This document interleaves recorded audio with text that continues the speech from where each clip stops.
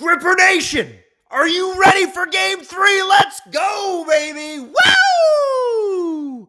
Yeah. All right. So listen, I was thinking about today. I was driving around in my big stupid truck, and I was thinking, what could I bring to the Gripper Nation party tonight that could be new and could be different? And I was thinking about producer Hayden, and I was thinking, he does his cool stat pack. What if we had some Gripper stats? You know what I'm saying? Forget the Oilers and the Stars for a second. Did you know that a quarter of the bones in your body are in your feet? You see what I'm saying? 52 of the 206 bones in your body are in your feet. 26 bones. Each foot has 33 joints and over 100 muscles, ligaments, and tendons. Babies' foot bones keep developing until they become teenagers.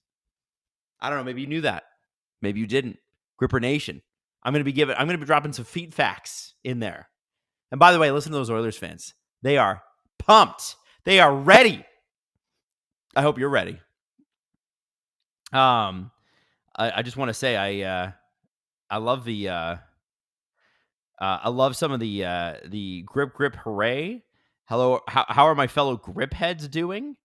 Gripper Nation, #Gripper Nation, knew where it's at. Did you guys take over Steve's stream last night? I heard we got real close to my foot being a microphone. I heard it almost happen. Listen, you get to that 500 subs level, we can do it. I will generously donate my foot to that cause. So now we're getting ready for the national anthem. Let's talk about the. I find the national anthems kind of boring. I'm not gonna lie. Maybe are they intentionally supposed to be boring? Do they have to? I don't know. Anyway, let's talk about the Oilers. Adam Henrique drawing in today. This is sort of big because he was their big deadline pickup, and he gives you the option to obviously have a really good third line center, but also, this is really key, gives you an opportunity to stack those first two lines. You move Dylan Holloway off that spot, although he has looked good there. Leon Draisaitl, Evander Kane, and Adam Henrique, Nuge, Connor McDavid, Zach Hyman. Or if you want to move Leon Draisaitl up, you can also switch Nuge for him. There's plenty of things that Chris Knoblauch can do tonight to make sure that his team wins this game. And win this game, we think they shall. At least producer Hayden told me that before the game. And let me tell you this. The Oilers have not lost 2 in a row this postseason. They are 8-1 after a loss dating back to last postseason. So 4-0 this postseason, 4-1 last postseason. Not bad. Ryan McLeod is out of the lineup tonight. He had 0 points in 14 games. Adam Henrique has, as I mentioned, he's in 15 points in 34 career playoff games. That includes 6 goals. 3 of them are game winners. And I don't know what is about hockey, but that stat feels more important than it should. Because that really should be a random occurrence, right? Should be something that you're like, nah, that doesn't really matter, and that's fluky or whatever. But there is something Barclay Goodrow about this. You know what I mean? Barclay, 4 goals all year. I think he has 6 in the playoffs now. What's that about? There are just certain players at certain times that do certain things. Adam Henrique could be that guy. And Edmonton's third line has been outscored 1-6 in the playoffs thus far. That's Fogle, McLeod, and Derek Ryan. So I'm assuming that Adam Henrique could hopefully change that. The Oilers went 12 minutes and 14 seconds between shots on goal in the first and second period, and went 11 minutes and 43 seconds between shots on goal in the third period. That's rough. And after the first period in game 2, the Dallas Stars kind of took over and said, this is ours now. I don't know that that's going to be necessarily possible in the same way at home. The Edmonton Oilers obviously have line matching capabilities here. They've got the crowd on their side, and they've got a lineup that's a little juiced up with Adam Henrique drawing in. We love this. Edmonton had 9 high-danger scoring chances in the first, but combined for 3 for the rest of game 2. So it's really going to be about consistent 60-minute effort. Now, let's talk about the Dallas Stars a little bit here. Roope Hintz is back in the lineup. They thought he might be available for the series. For him to be in this early is actually a great surprise, and they're thrilled about it. His speed is going to be very, very interesting to watch. It looks like he's going to take the first faceoff here. And, what's going to be, I think, the biggest thing is Edmonton figuring out how to deal with a deeper Dallas Stars lineup that is already very, very deep. And I'm just pulling up the Dallas Stars lines here. Robertson, Hintz, Seguin. I got to say, Robertson and Seguin had a great game. Oh, sorry. Game period started. They didn't show the faceoff. I would have done the clap thing. Producer Hayden will be updating tonight. I know Robert Malloy is in the chat. I believe Justin Fisher is doing chat for SDPN. So I want to thank the crew for being here. We'll see if Jesse comes in and causes some trouble. And let's go through the lineups for the Dallas Stars. So I said Robertson, Hintz, and Seguin. Seguin's had a great series. Mason Marchment really came on last game. He became really noticeable. Duchesne, Pavelski, really like that line. Jamie Benn, Wyatt Johnson, and Logan Stankoven they're getting the production that they need. Seguin and Ben have worked really well together when they do. And the great thing for the Dallas coaching staff is they're going to be able to move guys in and around. And then it's Delandria, Sam Steele, and Craig Smith. You'll have to forgive me. I am dealing with a raging headache. It's gripping my forehead, and it's because a big storm rolled into Toronto recently, like a couple hours ago, and I went from being perfectly fine to life is hell. But it's okay. I took a couple Tylenol. I'm here. Pain not free quite yet, but we're getting there. And maybe a couple coffees later, I'll be good to go. I'm not sure if you're one of those people that does it like I do it, but pain whenever the weather switches like that. Pessinen, Adam, what is your favorite Aerosmith song and why? Boy, that's a good question. I think 9 Lives, because there's a great story behind it. They owed a bunch of money and were in debt, and they had to go back on tour, and they had to have a hit album, and they did. I love 9 Lives. I love Toys in the Attic. One of my favorite songs that Aerosmith does is Toys in the Attic. It's so good live, so much better live. And, you know, you guys are going to laugh at me here. I Don't Want to Miss a Thing, which is the first #1 hit they ever had, okay, from the Armageddon movie. They didn't write it. They wrote it with Diane Warren, who's written like a bazillion hits. And the guys in the band didn't want to play it. And it was Steven Tyler that said, guys, we have to do this. We have to do this song. And it is their most successful Billboard song to this day. And it's bought them plenty of mansions. Good for them. Good for them. And you know what? It's a great ballad. It's a great ballad. Love in an Elevator is a good one too. Sweet Emotion. Love in an Elevator on their live album. Delish. So good. Another good one is Eat the Rich. Oh, here we go. We got a nice little first shot of the game. A little weak backhander, but a bit of a tricky one on Jake Ottinger there. Yeah. Can you clap with your feet? I cannot clap totally with my feet.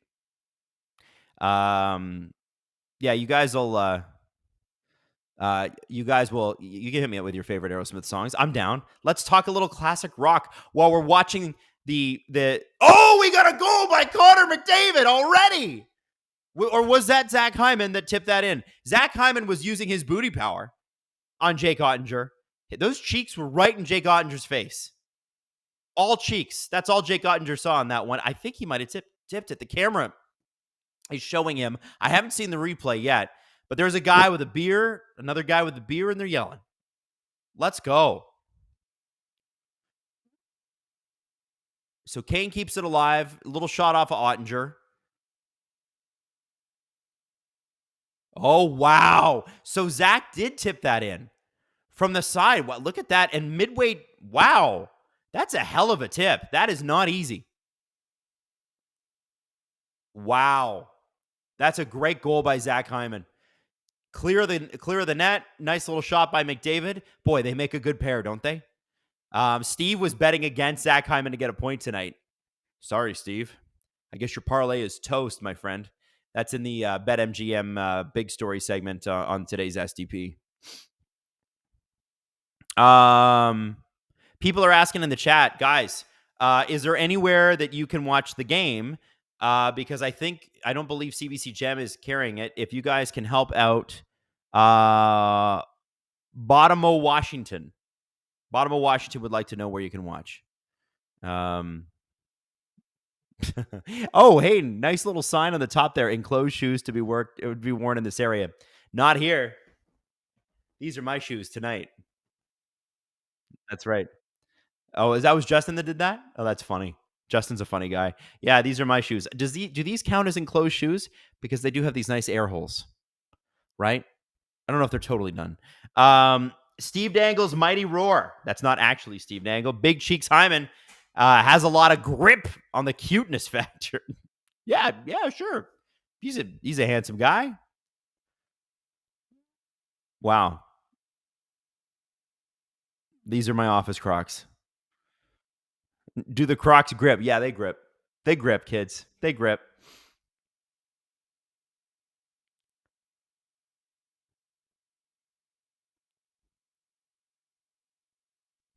Okay, here we go.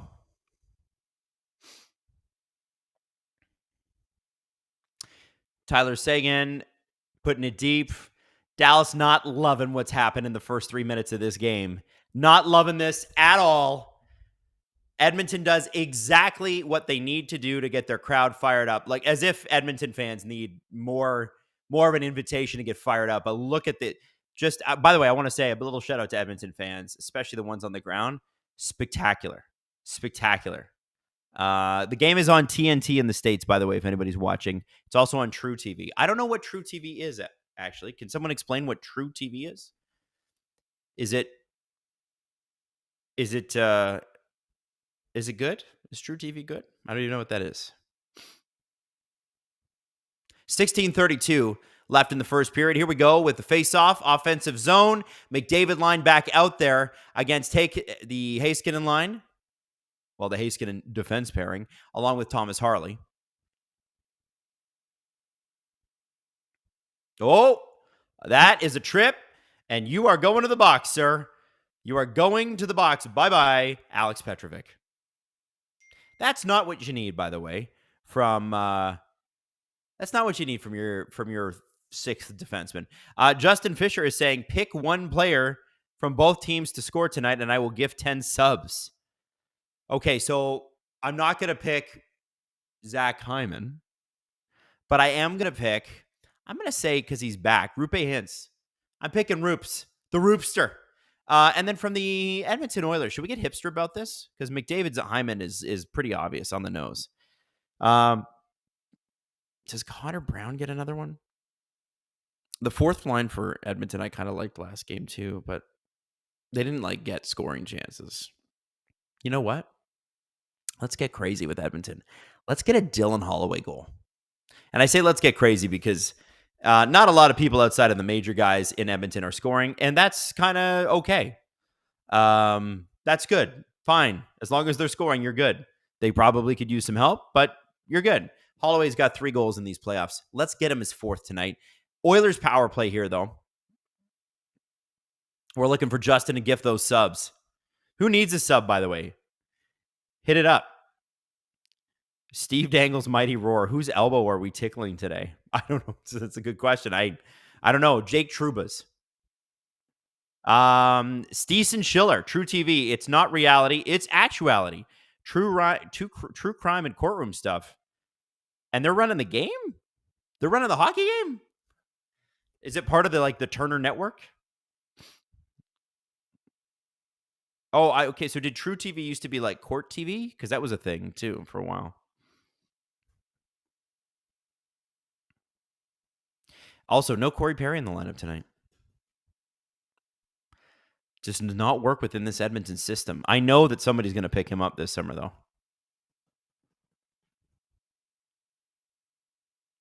Here we go, Edmonton offensive zone face-off. P1 out there, or excuse me, PP1. They're showing us their PBs. McDavid, Ben, and Ben sort of gets the, I don't know how you call that a win, but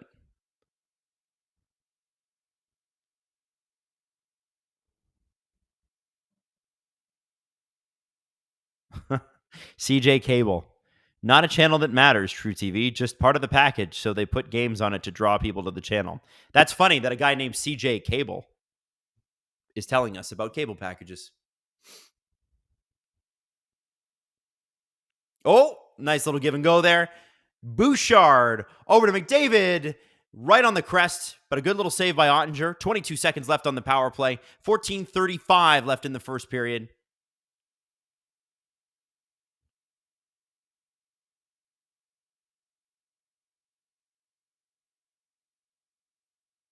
Here we go.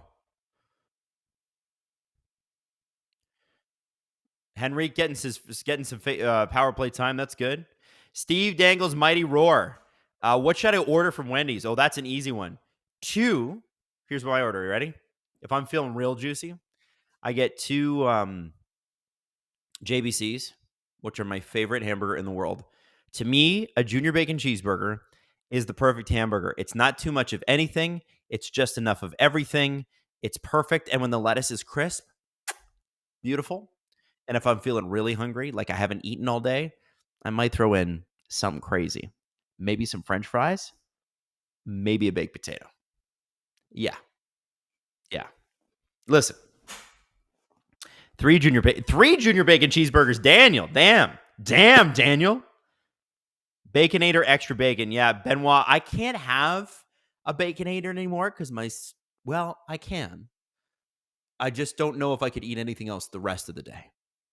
It's like it's a Unimeel, right? It's the one once in 24 hours. Dave Glatz. True TV is a part of the Turner Network, but they are running a sidecast that has time on ice and other stats with other commentators on it. Kind of like what we do, except without the rights. Are the commentators good? Who are the commentators? I would love to know who they are.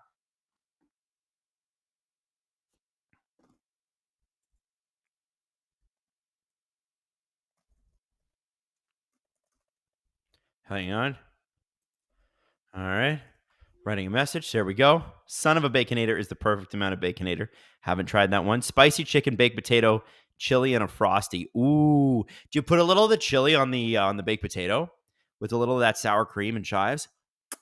Beautiful. By the way, something you should grow in your garden this spring, because believe it or not, I love a garden. I was a landscaper for years and love a garden. Garlic, um, uh, not garlic itself. Why can't I think here? My brain is so foggy tonight. You're gonna have to bear with me here. Garlic chives, baby. So have you ever had garlic chives? So chives are amazing, especially fresh ones, right from the garden. Like you snip them and then put them on your potatoes or your mushrooms or whatever it is you're using them for. Put them in your eggs. The garlic ones, pick those up and grow them. I'm telling you, you've never had chives that taste this good. They are just awesome. Do you grow chilies in your garden? Do you? I have never grown chilies in my garden. Never have. I'd like to. My daughter grows tomatoes every year with my mom and my stepdad. Mixed chili and orange creamsicle frosty. What? Chili and orange creamsicle frosty. I didn't even know that Wendy's had that. I only just ever get the chocolate frosty. Orange creamsicle frosty. Trust me, Grip Gang. I don't know. Are we on with that with Steve Dangle's Mighty Roar there? So the commentators on the True TV feed are Steve Mears, who is the Penguins radio guy, and Colby Armstrong, and a guy who's VP of stats from the NHL. Oh, that's cool. Really cool. Colby's awesome. I've never met him, but I really like him on the air. I have to be honest, I've never heard Steve Mears before because I haven't listened to a lot of Pittsburgh radio. Although I'm very well aware of KDKA. And the stats guy. That sounds cool. All right. As if you couldn't get any fatter, mixing chili with ice cream. I know. What is that? That's wild. I've never heard orange ice cream of all things. Steeson Schiller, my 6-year-old, just discovered she likes chives and has been eating them fresh out of the garden. Permanent onion breath. But damn, they are so good, Steeson. I don't blame her. And good for her. Get her started on the veggies early. 13-17 left in the first period. Edmonton outshooting and outplaying Dallas here. There's just not really been a heck of a lot of a Whoop! Almost had another shot that looked very dangerous there from Sam Carrick. Sam Carrick line out there. And I got to tell you, this line has looked good. Janmark, Ryan, Carrick, not bad. Not a bad little combo. And this recently just came together because I know that Derek Ryan was playing with Warren Fogle on the third line. Connor Brown's got that spot right now. He has a goal in this series. And I want to say, Edmonton blew the doors off in the first period last game. I thought they were amazing. And then just kind of weren't great the rest of the way. Or maybe just Dallas was great. Oh, by the way, they've readjusted Dallas's shots. We're down from 2 shots to 1 shot. So if you're a Stars fan, I'm sorry, but your shot count just got worse. I'm so sorry. I'm so very sorry.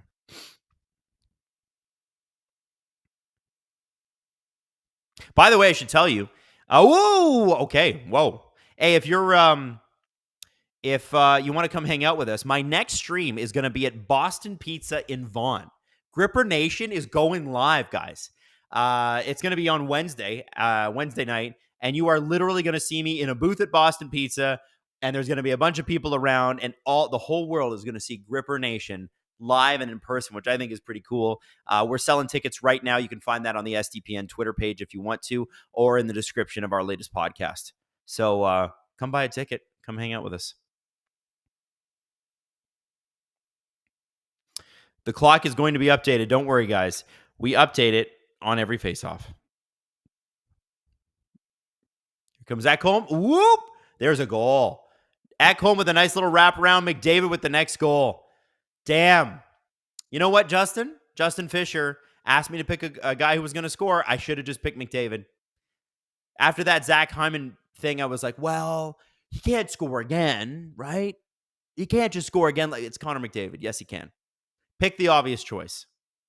19, are Steve and Jesse coming too? Of course they are. We're doing a live podcast, and then I'm doing a live stream, guys.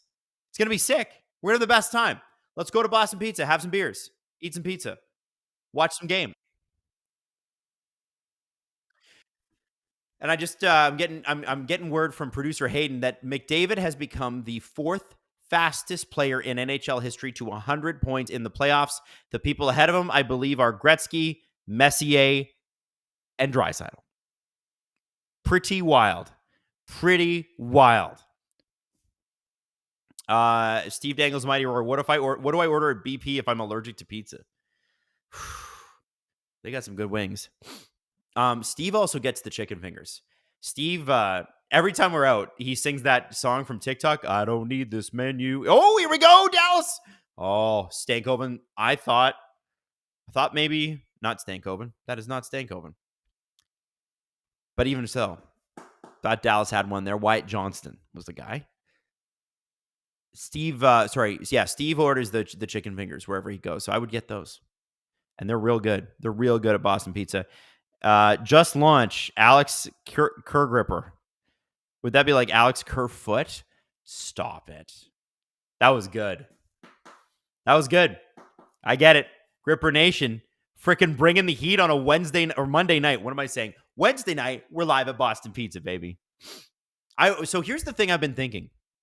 I want to do these streams, but I want to do them, if possible, with you there. And Steve does too. And I think we're going to try it with mine on Wednesday. It just worked out that the dates kind of worked that way. So Game 4, Edmonton, Dallas. And the whole point here is to see if we can create like a movement. You know, not just Gripper Nation. Oh, it's Mario. So Wayne, Mario, Leon, and Connor. Wayne Gretzky hit 100 points in 46. Mario hit 100 points in 50. Leon 100 points in 60. And Connor 100 points in 64 playoff games. That's crazy. So all I'm saying is I want you to come join me and hang out because I want to start something. I want to make this a big play. And I want this to be something next year where, you know, if we're doing streams, maybe once a month we do a stream live at a location somewhere. Boston Pizza, ideally, somewhere maybe in the GTA. Maybe if we get enough viewers in, we start doing Boston Pizza countrywide. I'm just saying. Might be fun, right? Peacenin. Seems like Edmonton does not have any trouble handling the deeper Stars roster. Well, it sure doesn't. And it makes me wonder, have we misjudged the Oilers? Maybe their roster is deeper. What's the gripper policy at Boston Pizza? I would imagine it's no shoes, no shirt, no service. But I'll check on that with you guys. Adam, would BP still be open if the game went to quadruple overtime on Wednesday? You bet. Well, or maybe it's just me by myself and they lock the doors. They're like, come out whenever you're ready. That would be hilarious, wouldn't it? Just a bunch of tired people sleeping in the booth. Like, when can we go home?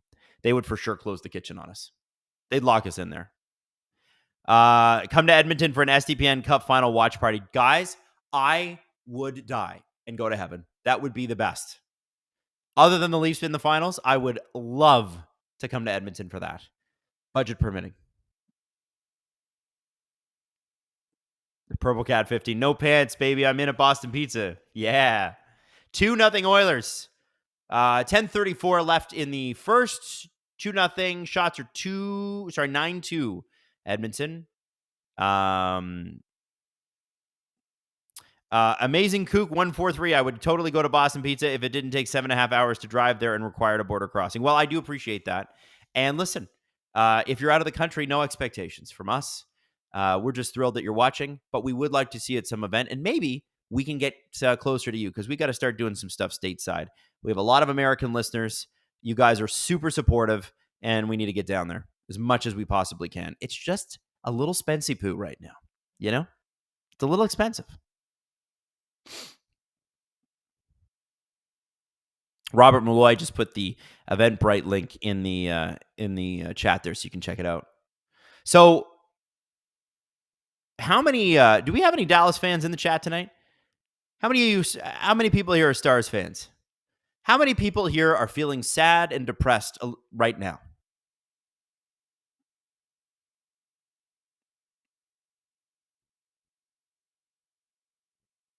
I'm all the way here in NYC, so it'd be awesome if you guys did an event here. We can do that. Boston Pizza started in Edmonton. I know. Listen, why don't you email Boston Pizza's head office and tell them, hey, you guys should fly Steve, Adam, and Jesse and the entire SDPN crew, all of them. CJ, Julian, Robert, Justin, Drew, everybody, even Drew, out there. Gripper Nation, let's get crazy.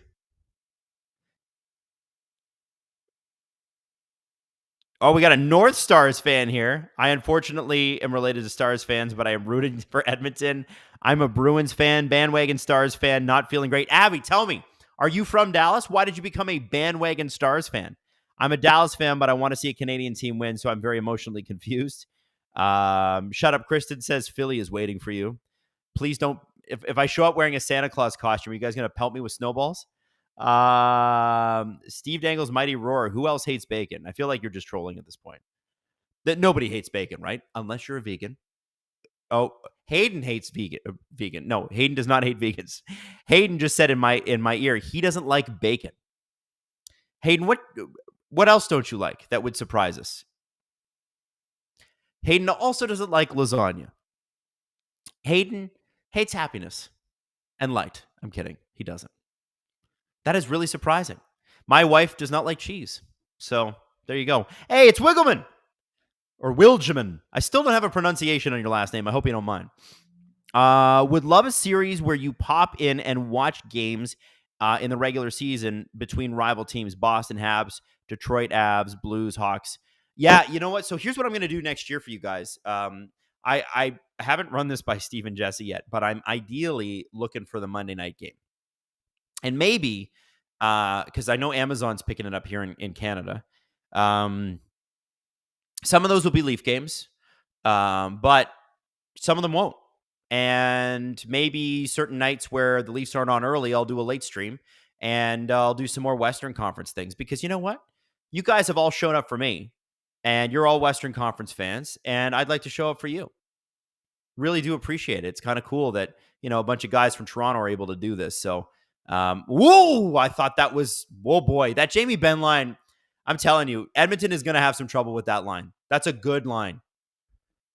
I'll remind you again that line is Ben, Johnson, and Stankoven. It's just an embarrassment of riches for the Dallas Stars if they can get it going.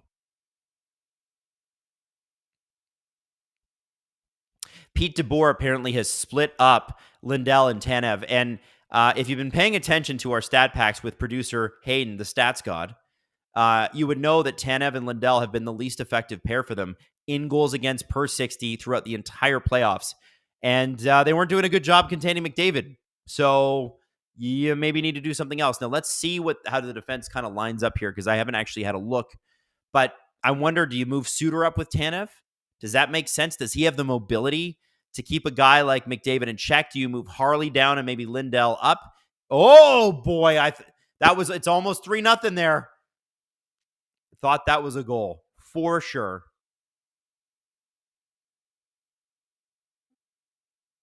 Connor McDavid.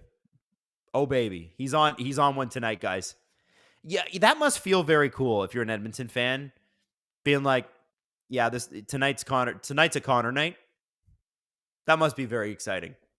Like we have nights like that in Toronto with Matthews. Like, okay, Matthews is going to score a billion tonight. That's how I feel. Marner has nights like that too, where you're like, wow, Nylander takes over. Those are special nights. But to have the best player in the world go, okay, tonight's my night. That's pretty neat. Anyway, I'm curious to see what DeBoer does with this because they need a little mobility against McDavid. Him and Hyman are great skaters, and not to take anything away from Nuge, who is also a great skater, but that's a line that can turnstile you in a pretty quick moment. 5:30 left in the first period. Boy, this is blowing by. Headache is also abating, which I love.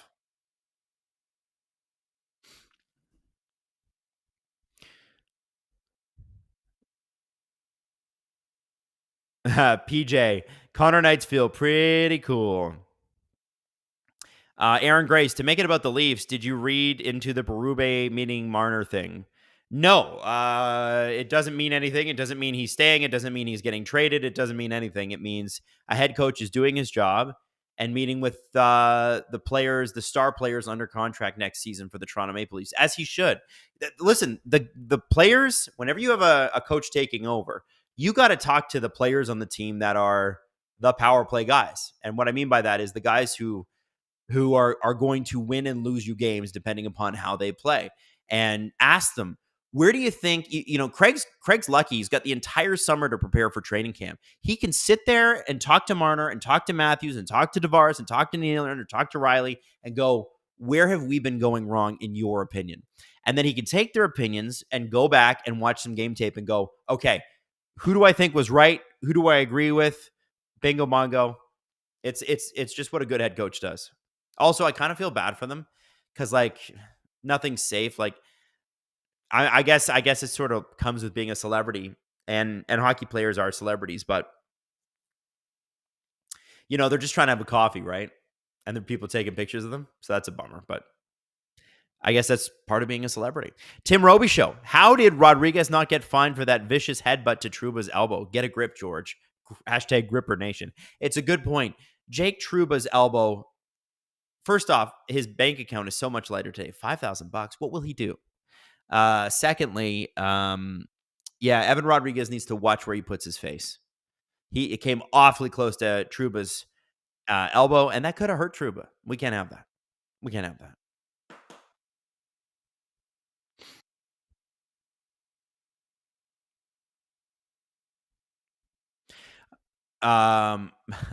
Pete DeBoer on Connor McDavid. Cross your fingers and pray. Oh my goodness. Hey, so producer Hayden just alerted me to the fact that Ben Stetler, who I'm sure Oilers fans and fans all over the world remember, really special kid in Edmonton. It would have been his 8th birthday today. So he said maybe that's the reason McDavid's on fire. Boy, I need to get that yawn out. Now I feel good. Woo! Casey Forrester, that's why a lot of players want to go south, not notice as much in public. Well, Casey, here's the problem. Hockey, especially in the South, is on an absolute heater right now. These guys don't realize it, but they're not going to be able to hide for long. The days of NHL players going unnoticed, I think in the next 3 to 5 years, are going away. And they're going away quick. Hockey is growing like a weed down there, and it should be. It's a great game. But I think that most likely they're going, hey, all the no-tax states are in the South, and I don't have to shovel snow. I think that's more like it. You look at a market like Dallas, like Nashville, I almost called Tennessee, but it is the Tennessee team. You look at Florida and Tampa. Maybe not everybody knows you because, they might be key football fans, but there's a lot of people that know those guys. Carolina Hurricanes are immensely popular as well. It's growing and it's good. Hockey players in New York don't get noticed in public. Well, they do get noticed, but we give them their space. Yeah, New York and LA are kind of like that, though, aren't they? Well, I guess LA's got paparazzi, but there are more important people to follow around than hockey players. New York, everybody's on their way to something, and people who live in New York as celebrities tend not to get bothered too much. First off, because hockey is like what, the fourth or fifth most popular sport in New York? Like, how much play do the Rangers really get on the radio and on television there, right?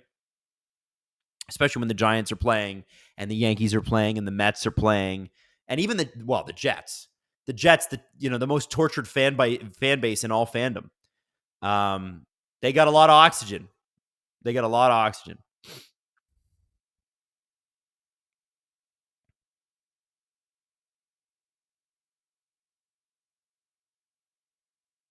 Deb Benenke, there's too many other celebrities in Florida. They could blend in a bit. Yeah, you're right, because you forget.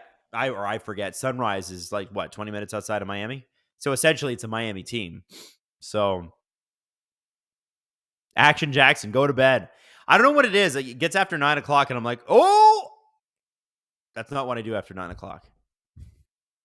That's unfortunate timing.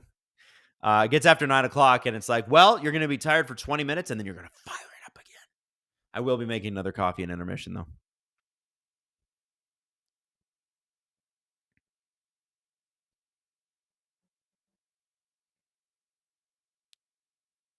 I'm just trying to see who Lindell's playing with. Didn't see.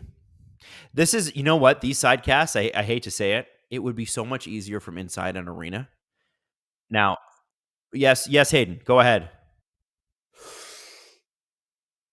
Oh, he's on with Suter. Okay, that's what I figured. Okay, I was just taking. Grumpy old man says, Adam, you need to breathe deep. Your body is telling you it wants oxygen.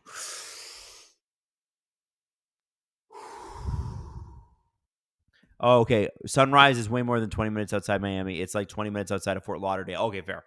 Fine. Chicken marsala. I hate how religious football is here.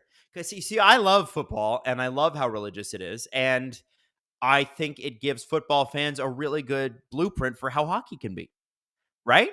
Like, if you can be that passionate about football, you can be that passionate about hockey. You can. Absolutely. Downtown Miami is 1 hour away from Sunrise with traffic. Okay, so it's essentially in the Toronto equivalent. It would be like where Steve lives to where he has to come down to. With traffic, Steve can be an hour in traffic from Ajax to Toronto. If you guys could do these from inside the stadium, that would be awesome. Yeah, I would love that. I'm not sure how that would ever work because the teams would go, sure, but why? You know? That's just the way they be. They haven't recognized yet. They don't understand the power of Gripper Nation. Do you understand? Very few do. You know who does, though? The man that gets it is Steve Dangle. Steve Dangle understands what Gripper Nation can do. The type of chaos that can come with Gripper Nation. Adam, take some smelling salts to wake you up. Make Kachuk proud. Hey, I have a question about smelling salts. We tried them on the show last year, and they're bonkers. Okay, they're bonkers. Do they kill brain cells? Because that stuff entered my nose and messed me up. It was like somebody took a rake to the inside of my brain. And I was like, I feel like some of my brain cells must have died here.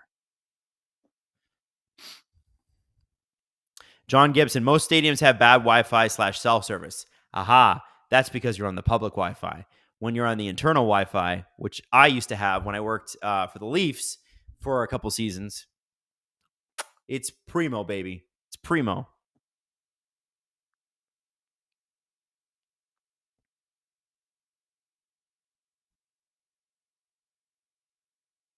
Adam, what are your thoughts on Dan Bilesma getting hired by Seattle? Well, this is a Stanley Cup winning coach who hasn't coached in the NHL in a while. And, I mean, when was the last time? I think his last time was Pittsburgh, right? And he's a former player as well, obviously. Yeah, Yeah, okay. So he was an assistant in Detroit until recently when he was with the Charlotte Checkers and the Coachella Valley Firebirds. Oh, we did the Sabres. That's right. And the Sabres were garbage. Yeah. Man, what a crazy record this guy has. He's in Pittsburgh. First year, wins the championship, then loses in round 2, then loses in round 1, then loses round 1, and then loses in round 3, and then loses in round 2. And then, sorry, you're fired. He won like 7 playoff rounds, 8 playoff rounds for us after the championship. But no, sorry, you must go. I like Dan Bylsma. My question is how modern is he? You know, this guy did win a Jack Adams Award the year they won the Cup. Oh, no, the year after. No, the year after that. 2 years after? All right. You know, like it's a risk you run with coaches that have been out for a while, and obviously he's been in the AHL, so that's really unfair. But what does Dan Bylsma know now, and what can he implement now that he didn't have before? And I'm sure that Ron Francis has done his homework on that. It's an interesting hire. It also shows that the Kraken are they're kind of weird, aren't they? Like, they were garbage their first year, really good their second year, not great again this year. I really bet on them to make the playoffs. Stupid. I don't know. I don't know what they quite want to be yet. Do you know what I'm saying? Like, what is the Kraken's identity? And it takes a few years to develop that, so we'll see. They'll be the nightmare of my team. Their brand right now is they're a nightmare for me because I wanted the Leafs to keep Jared McCann, and I was told I was stupid for that. Well, one of the only things I was right about. Did I hear Monday nights are primed to get wild next season? Yeah, I'm hoping so. I don't know. Would you guys tune in every Monday and hang out?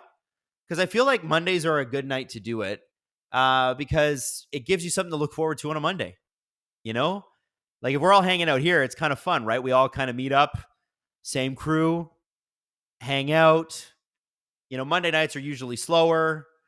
You're like, okay, I got to get home from work and whatever. You know what I'm saying?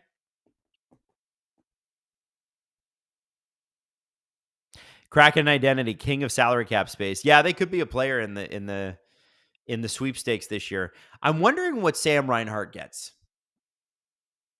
We were talking about this on I was on Stanley Cup Central on the NHL Network, and they were bringing it up, and Nick Alberga and Pierre Maguire and Anna Duet, they were all on, and we're throwing that around, and Nick was trying to get Pierre to bite on a dollar amount for Sam Reinhart, and the cap situation is going to be tight in Florida. I do kind of wonder. I wonder if another team takes him. NFL Monday Night Football goes till January. Oh, maybe Monday is bad. Oh, well, you know what? Screw it. Bring it on.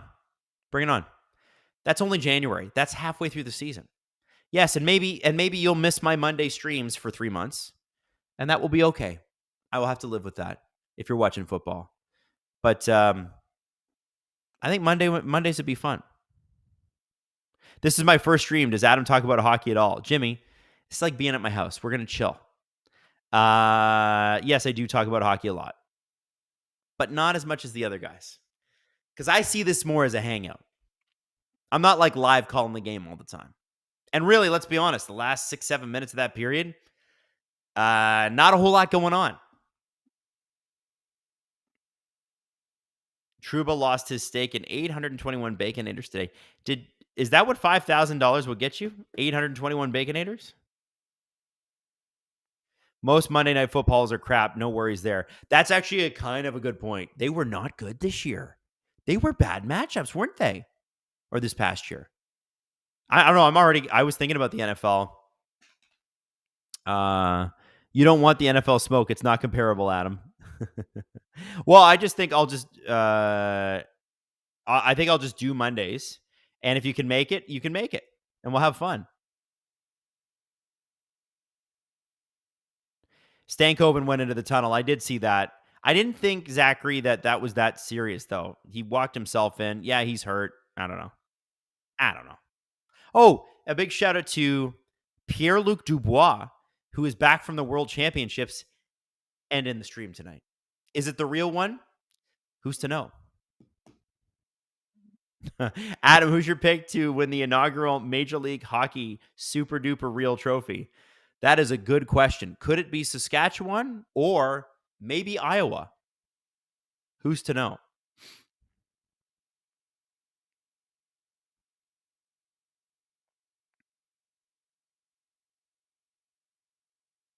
Was that also the end of the period? Yes. We will be I will be running a clip from the STP today. I'm just going through some of the chat, guys.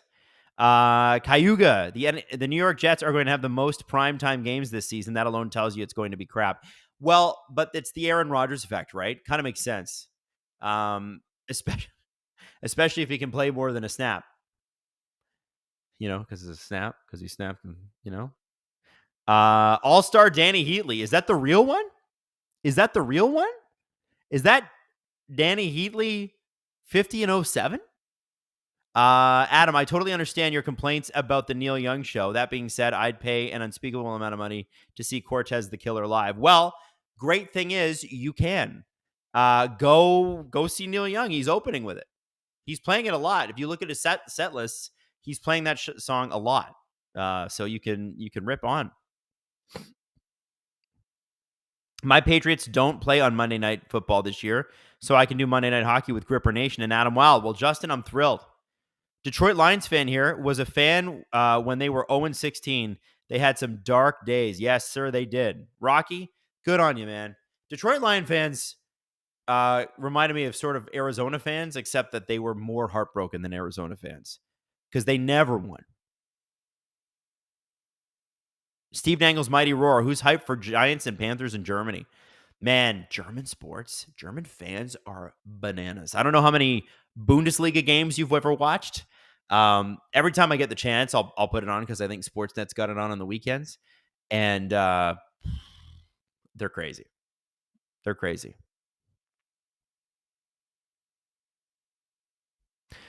Don't care much for the NFL, so I'll be here. Well, Skylar, I'm thrilled about that. Aaron Rodgers out again after 3 snaps, out again. Poor Jets can't have nice things. It's true, Richard.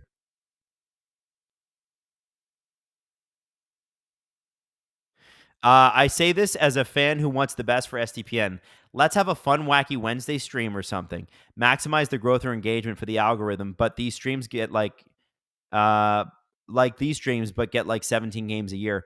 Yeah, so the thing about that is the NHL is building Monday, Wednesday, and Saturday as their big national nights.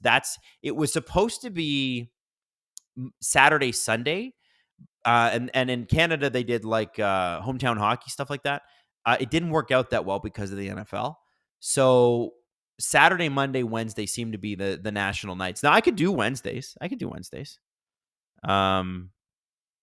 I just thought Mondays would be cool because like people are bored on Mondays, All right, so here's what we're gonna do. I'm gonna make a little coffee for myself, and we're gonna run a little clip.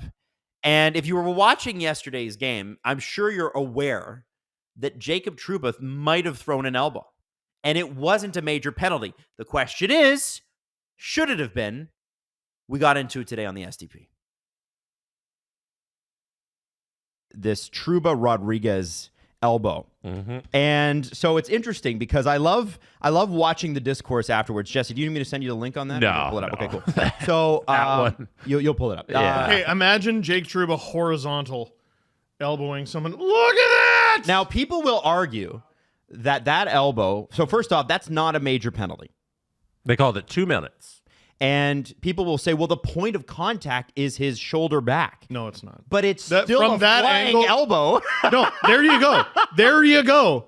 There's the winning angle is the other one where you see like if Rodriguez was a boxer, you would see his head move like jello and his sweat stay where it was.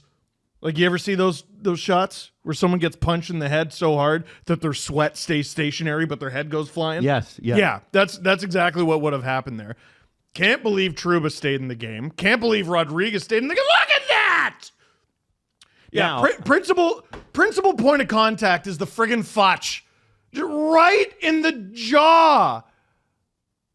right in the right between like the jaw and the ear, dude. It's really bad.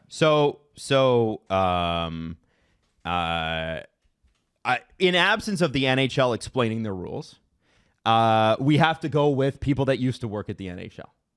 Okay, Who's this? this is Tim Peel. Oh, I wonder if he agreed with the call. He did. Yeah, fuck. He says that Rodriguez embellishes too. I think that's true. What? No, he a little bit. A little bit. He got up and he was fine. He kept staying the rest of the game. Like, Jesse Blake. yeah, a little bit. I can't tell if you're taking the piss right now. I genuinely. No. Like he goes down hard. He definitely sells it. It's like I'm not saying what Trouba. Like everything about Trouba is true, but you can also say that Rodriguez sells it a little. I think it's similar to like how when Reinhardt went down, like he was shot and they stopped the play. Yes. Like I think that was also ridiculous. 2 minutes. Well, that was dumb. Yeah, blowing the Yeah. play dead because a player is uncomfortable is not. I Hockey. think Steve, like you say this all the time. When you get hit, go down like you're shot because it's more likely the referees will call it. And I think Rodriguez definitely goes down and he stays there, but then he gets up and he's fine and he's still in the game. They take him out like. look at him. He's a little dramatic with it, is all I'm saying. Nice shirt, Jesse. Your Yeah. Rangers jersey in the wash or what? No, it's an SDPN shirt. yeah. Just thought I'd throw it on today. Yeah. Laundry day? Yeah. Laundry day at the Blake House? I think Rodriguez goes down like it's the worst thing that's ever happened to him. His head moves like a bowl of jello. His head moves like a bowl I of think jello. both things can be true. I think give him a penalty. what Trouba did was horrendous, and you shouldn't be. You got to put down your chicken wing and stop going up. people's heads. Yeah. I mean, I But guess also Rodriguez, he is like a rag doll. Here's the deal. It would have been a major penalty had he beamed him. he did. If he beamed him, no, but if he beamed missed him. he missed him. He missed him. If he 100%. beamed him, there's no debate. Folks. So what's interesting about that Look at is it speaks to how we call the game. We call the game based on the outcome, not the action. That's why And you that gotta- is that's not why- really- that's not how you're supposed to call it. That's why embellishing nothing. Pretend like you're dead. His problem was skating off on his own power. He should have got stretchered off. Stretchered off and then wind sprints around 30 seconds later like a soccer player. Just get the call. Right. Get the call. Now, I want to remind everybody that for an elbow he connected on in the Tampa series, Michael Bunting was given a match penalty and a 3-game suspension. Yeah, because So this is what I'm saying. the If you guys want me NHL's to, I can pull it up for you. my it's okay. God. I tell you what. Because he connected, though. That's my point. Trouba doesn't connect here. All those emails that we saw from that court document about like Mark Savard and Gregory Campbell from Colin Campbell, all those emails that came out because they got subpoenaed from a court case, they better have never put Michael Bunting's name down Oh, I think in they a have text message or email. WhatsApp, man. They WhatsApp. Oh my God. You cannot tell me, based on the way he was called in Carolina and in Pittsburgh, they were not intentionally fucking that young man. Horrible. Horrible, miserable. Now, here's the reason for not calling that a 5-minute major. We're averaging a decision from the Department of Player Safety once per round. There was a fine to Michael McCarron. Yep. There was a Which was fine. the hit on DeSmith, right? Yep. There was a fine to Nikita Zadorov. Yep. And there was a suspension to Carson Soucy. Murder is on the menu in these playoffs. So I was asked last round, is this the worst it's been? And I said, no. I'm willing to consider changing my answer. It's not just the in-game penalties. They're still calling penalties for stuff. They're completely asleep at the wheel here. I mean, Jacob Trouba is in. He's like the NHL's Schrodinger scumbag. Like, he's a guy who always does suspendable things and never gets suspended. Because- so you talk about in February, Jacob Trouba was suspended for once. a play that was not called a penalty on the ice. right. which is hilarious. It was elbowing, and he got suspended for the elbow to the head, and on the ice at the time, no penalty was called. Yeah, so producer Drew had a really fun stat yesterday on the stream. He goes, Steve, when was Jacob Trouba's last elbowing penalty? And It was Sportsnet stats. I sent it to him. Oh, well, there you go. So Sportsnet Stats posted a stat that Jesse saw and then sent to Drew, and then he gave it to me, and then I said it. And that's how you get your information. So anyway, producer Drew, he said his last penalty was, I believe, May of 2022. I'll pull it up. It was at least one calendar year ago. It might have been 2023. This is Sportsnet stats. This is Jacob Trouba's first elbowing penalty since May 11th, 2022 versus the Pittsburgh Penguins. So 2 playoffs ago. Did they credit Drew for that, by the way? They wrote, producer Drew says this. Oh, okay, good. That is 2 2 years ago. years. And Are then you kidding the me? one he was suspended for, he wasn't called for, so it doesn't show up in the stat. That's so funny. So And I know Rangers fans are going to get upset at this. There better be equity in the bank for me, because how many times has Jacob Trouba done something and I've been like, you're overreacting. I've said it a bunch of times.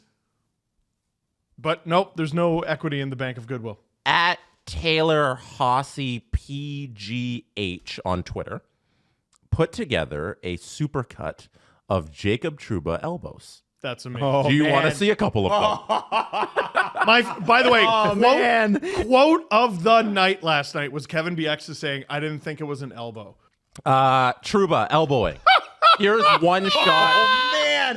Here's- Jesse, he didn't connect, man. He does not connect. So it's not a penalty. For anybody listening, it's Trouba going on against the Hurricanes. Holy shit! This is the one where he leaps into the board, the side Nietzsche's angle. one. The Nietzsche's one where he doesn't connect.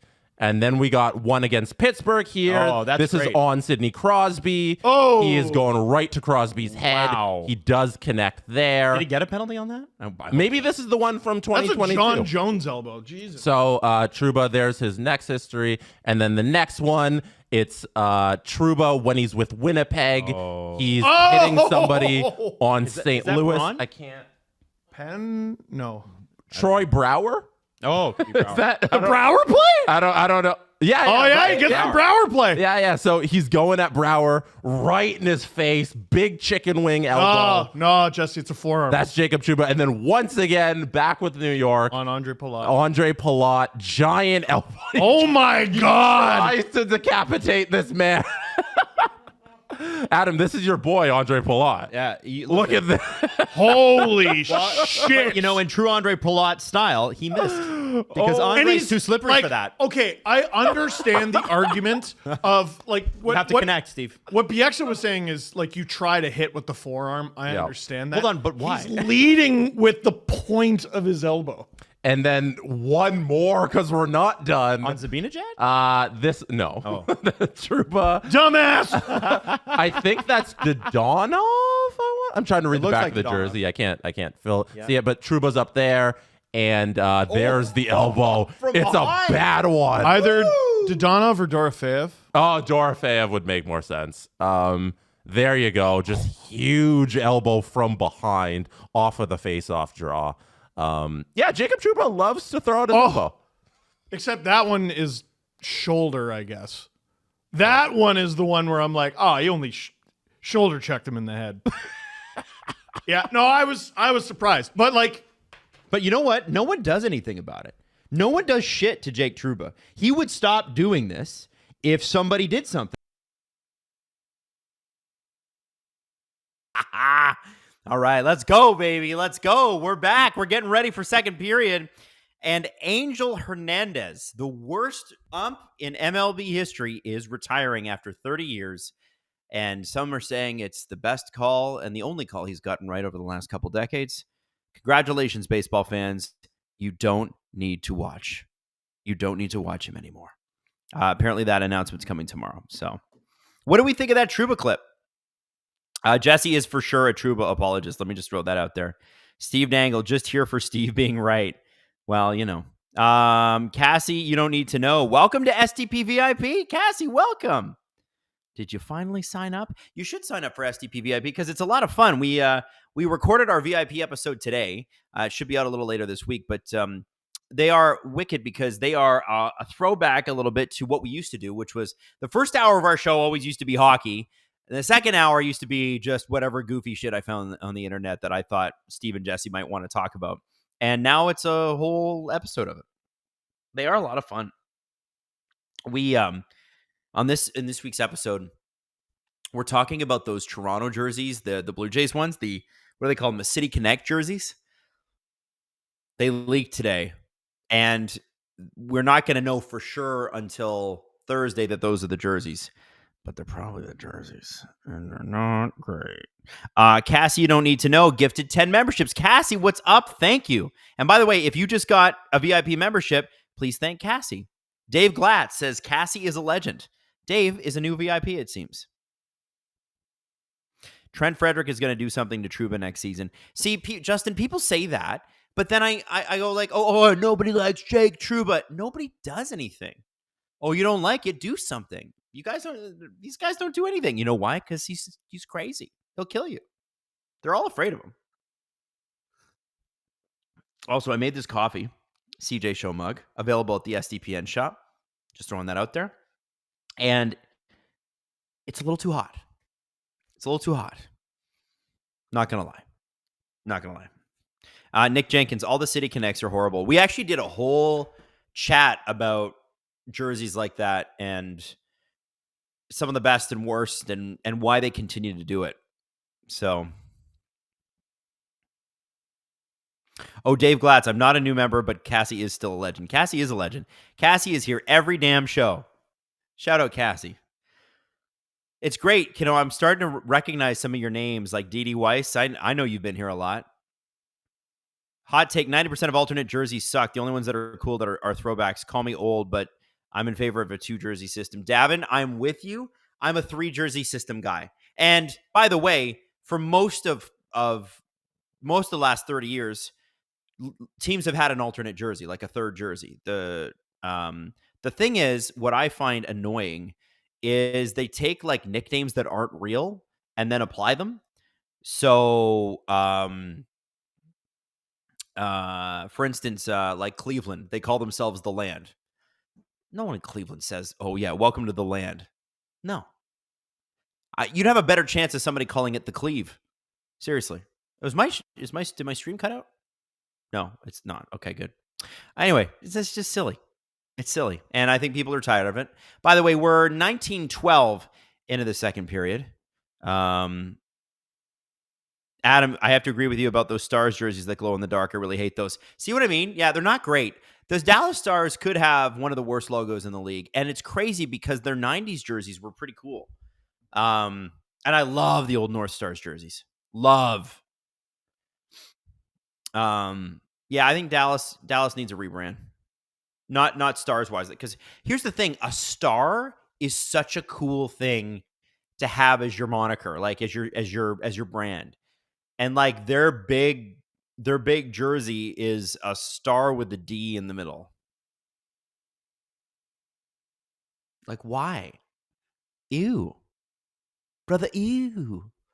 What is it? Ew. You know what I mean? No thanks. LA Kings helmets are brutal. Man, I love the shiny helmets. You know what? LA used to have purple helmets back in the day, okay? Nobody complained about those. The purple and gold.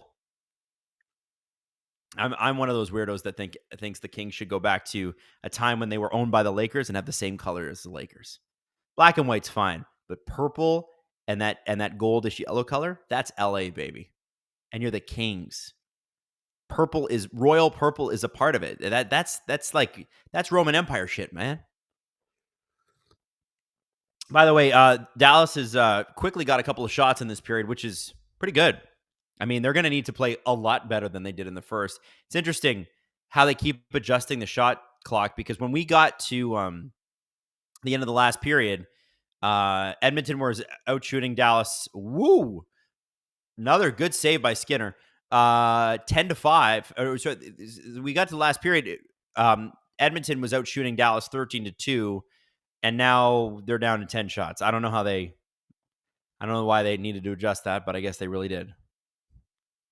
Did you invite all the refs to Gripper Nation? They seem to have a tight grip on the puck during faceoffs. Tim. Is that because they keep doing the fake drop thing? Good little save by Skinner there. That's the first chaos that Dallas has created. And look at that. They're right back into it. The Stars are back into this game in this period. They're going to have to score. They got to score.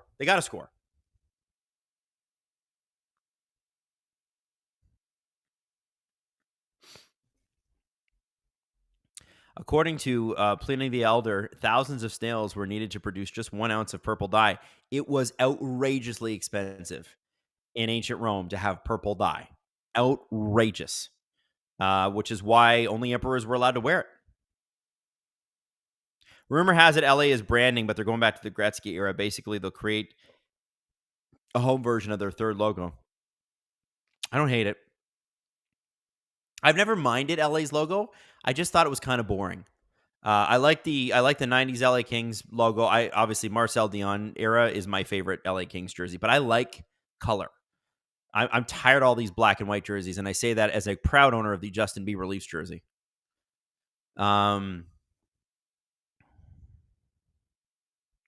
Adam Beauchamp or Andrew Beauchamp. Hey, Adam. Hey, Andrew. The LA Burger King jersey from Let's Be Real that just brought that up. That is the ugliest jersey of all time, and I cannot believe they allowed Gretzky to put that on. That's probably when he asked for a trade. That's probably when he was like, screw this. I got to get out of LA. Put me in St. Louis. That's where I want to be. Brycepticon just tuned in, but did you hear about Angel Hernandez? Yes, I did, Brycepticon. I was talking about it at the beginning of the period. Thrilled. Apparently. Oh, Carson, did I miss your super chat here? Sorry, Carson. Vegas, Boston, and LA have parts of their jerseys that look like they glitter, and I hate them. See, I don't mind a little glitter. I don't mind a little pizzazz, especially with an LA team. LA is flash and pizzazz. It should be, right? New York can be a little flash and pizzazz, too. You got to think Broadway. Spirit fingers. Get your spirit fingers going. Shots are now 10-all. Dallas is really dominating right now. Edmonton cannot get a lot going.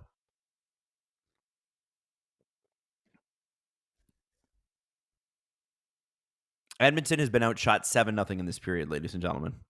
Nurse saving it with his booty. He does that. The Dallas Stars should do a ZZ Top themed jersey, beards and all. I kind of like that. That'd be fun. The Red Wings should have glitter on their jersey because their fan base is also the Kiss Army. That's right, Detroit Rock City. Let's go. Get up. Everybody's going to leave their seat. Get down. Everybody's going to move their feet. You got to lose your mind in Detroit Rock City. I believe that's the official national anthem of Detroit. Or something by Eminem. 14:45 left in the second period. This is the first time I believe Edmonton's even gotten close to Dallas's net, and Dallas are right back into the Edmonton zone. Whatever Pete DeBoer said to the Stars in the first intermission, it must have peeled paint off the wall because they have come out firing. And they score. Jason Robertson, no doubter. What a goal. Wow. We're going to take a look at this. It just goes through Stuart Skinner's pads. This is just a great goal by a goal scorer who knows what he's doing. And he almost had one in game 2 as well. I think it went off the post. Oh, sorry, game 1, actually. Game 1, it went off the post. See, so there's Hintz. Boom. I bet he's happy to have Rupe back. That is a great shot. McDavid does not tie him up. I don't even put that on McDavid. I just put that on Robertson being a really good goal scorer. Dallas are now officially outshooting the Edmonton Oilers, which honestly, if you were watching the first period, you're probably like, damn, I didn't even think that was going to be possible. Dallas came into this period 5 minutes and 35 seconds ago, and they had 3 shots. They now have 11. I'm telling you, Pete DeBoer gave him something. Maybe like that Michael Jordan water from Looney Tunes, from Space Jam. I told you my head is a mess tonight. Matthew, Angel Hernandez is retiring. Did I get duped or is that real? That is apparently what's going to happen tomorrow, Matthew. Angel Hernandez, no longer a ref. Tomorrow. I have to be honest. The last game he called was so egregious. I'm sure the MLB is just saying, please go away. Tim Roby Show. Can a team switch jerseys during the intermission like in D2 the Mighty Ducks? Always wondered that it was allowed or not. I don't think it is, but I don't know. And I think it's because very likely teams, I know that teams agree on if they're using third jerseys and they're too similar, the teams will, like, so let's say it's the Leafs third jersey and they're playing Boston. You can't have the Leafs third jersey, which is black, predominantly black, and the Boston home jersey, which is predominantly black, taking the ice at the same time. It's confusing to watch on television, right? So what they would do is the Leafs would say, we're rolling into Boston and we want to wear a third jersey. So Shanny would call somebody from Boston management and be like, guys, can you wear your whites tonight? Or are you agreeable to wearing your whites tonight? And you have to stay on brand for that. The teams usually sort that out between themselves, which is kind of cool.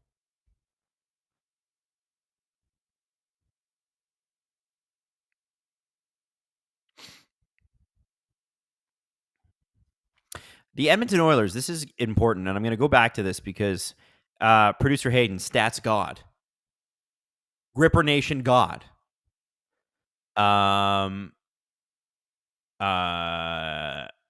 Basically, oh yeah, here it is. So the Oilers have not lost 2 in a row this entire postseason. Last postseason, they only lost once back-to-back. So we're looking for the Oilers, who are 4-0 coming off a loss this postseason, to win this game. So far, so good. However, I wouldn't say the last 5 minutes have gone that well.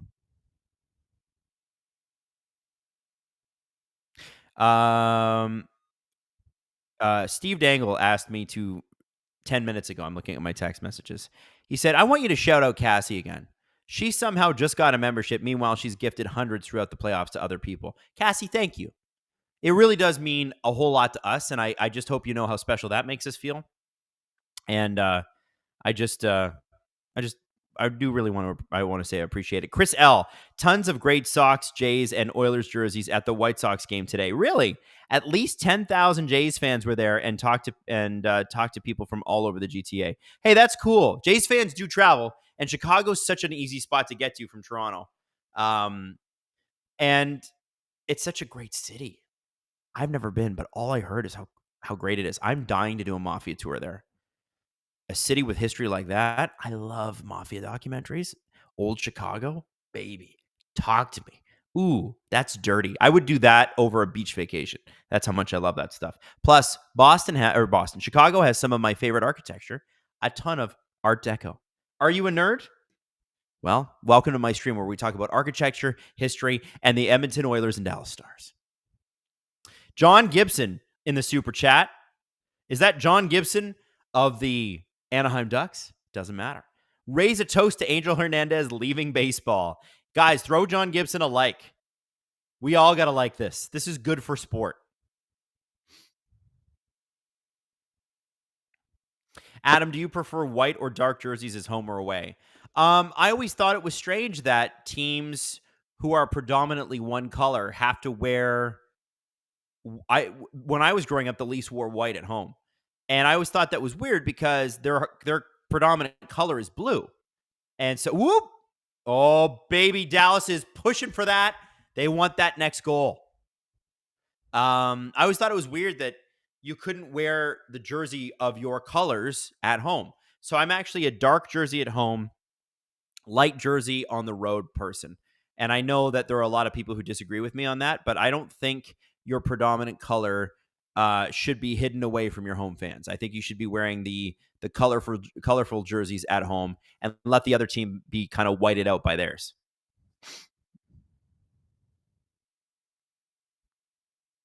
Kevin Peters, Adam, Jack Kent Cook, who's the cheapskate owner of the LA Kings and LA Lakers for a long time, called the Kings purple unis Forum Blue.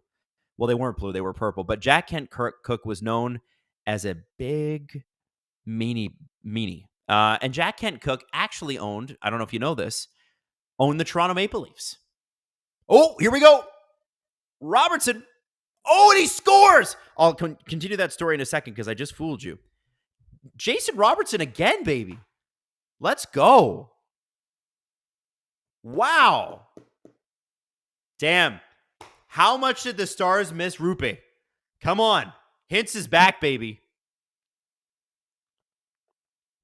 That's Robertson's second career 2-goal game.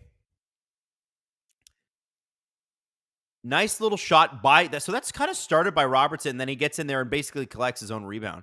That's like a basketball move. What do they always do? They tell you to shoot and then go get your rebound. Charge for the rebound. Beautiful. Man, this line has looked real good for Dallas.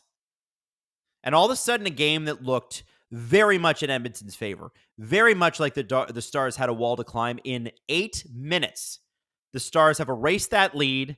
They have had 11 shots, and the Oilers have had none since the period started. The fans are sitting down, less excited. So, by the way, I want to tell you about this. This LA Kings guy, Jack Kent Cook, owned the Kings, owned the Lakers, owned the Toronto Maple Leafs baseball team. Yes, that's right. To this day, there is a Toronto Maple Leafs baseball team. I believe the International League or whatever league they're in. And Jack Kent Cook was the owner and a noted a-hole. And a Canadian guy from Toronto. A Canadian guy actually owned the Lakers. How about that? And you know why he sold them? Because he was getting a divorce and his wife was cooking him. And so he hung on to the Kings. No, he didn't hang on to the Kings. He actually sold the Kings to the family that owns the Lakers. And then midway through the 80s, they sold the Lakers to, I believe, Peter Pocklington. The Kings is what I'm saying. I tried to say it last game, but this is why the Stars fans consider Rupe Hintz our most important forward. Burps McGurps. Sir, you are correct. Also, we got some other super chats here that, for whatever reason, my non-Alexa wants to chat right now. Siri, please stop, Siri. Not right now. Dave Glatz, Cassie is the best person ever, and I don't even know her. I agree, Dave. I agree. MKA Sports, that's right. Jerry Buss, the legendary Jerry Buss. Thank God, Jerry Buss, Dr. Jerry Buss, bought the Lakers. I don't know if you guys saw the show Showtime on HBO. Freaking amazing. It's too bad they didn't continue it because it was an amazing series and they were wrong to cancel it. And I read the book and I read that this summer. Oh my God, the Dallas Stars have taken the lead. The Wyatt Johnson Stankoven line does its work. My goodness. Is that Thomas Harley? Is that Thomas Harley scoring a goal? It is. No, it's not. It's Wyatt Johnson. 55 or 53. I couldn't tell. Wow. It's a sad arena now. Jamie Benn with a great forecheck there. Nicely done. Stankoven makes sure that puck gets to Johnson. He takes 2 Edmonton defense and nobody has Wyatt Johnson. Damn. Wow. Who knew going into this period? If I had told you I think Dallas will shoot 12 times in the next 10 minutes and Edmonton will not have a lead by halfway through this period, you would have told me I was crazy. We got a game, ladies and gentlemen. Now it's on the Edmonton Oilers to respond. I mean, it was really on them to respond after the first goal, but now they really actually have to because there's only 10 minutes and 30 seconds left in the game. We are halfway through. Dallas has 12 shots this period. The Oilers have 0 shots this period. Bonkers, guys. Bonkers. Wow.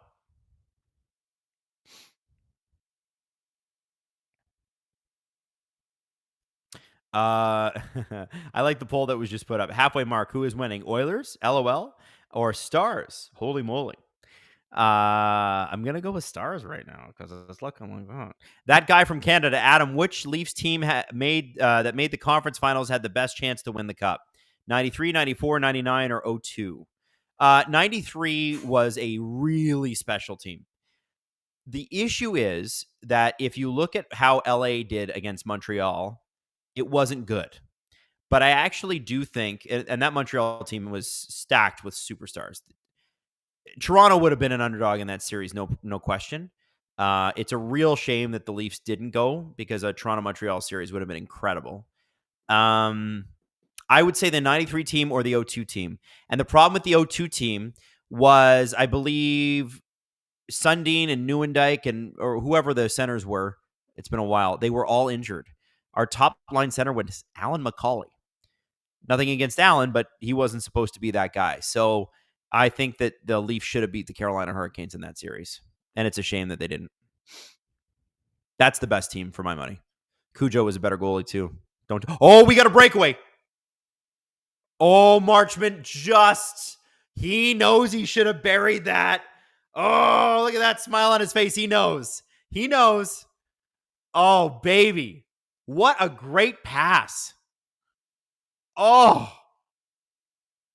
Tries to go backhand. Oh, man. He went Gunnar Stahl on Stuart Skinner, and Stuart Skinner had him. Wow. Backhand on the glove, baby. By the way, I hope you all got the Gunnar Stahl reference. If you didn't, I'm really upset and disappointed. But I'll tell you to watch D2 Mighty Ducks.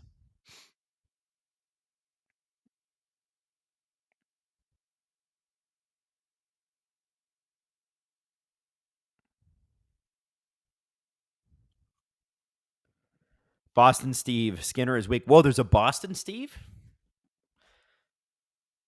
Dallas winning in the MLB, NHL, and NBA this year. Cameron, you might not be wrong. They might be the new Boston.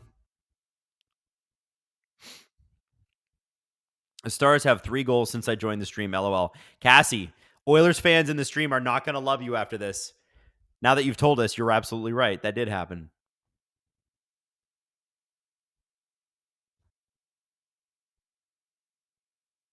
Rupe Hintz's impact on that line is unbelievable from Burps McGurps. True. 93 Leafs team had Darren Pupa. That's an elite name. It is. This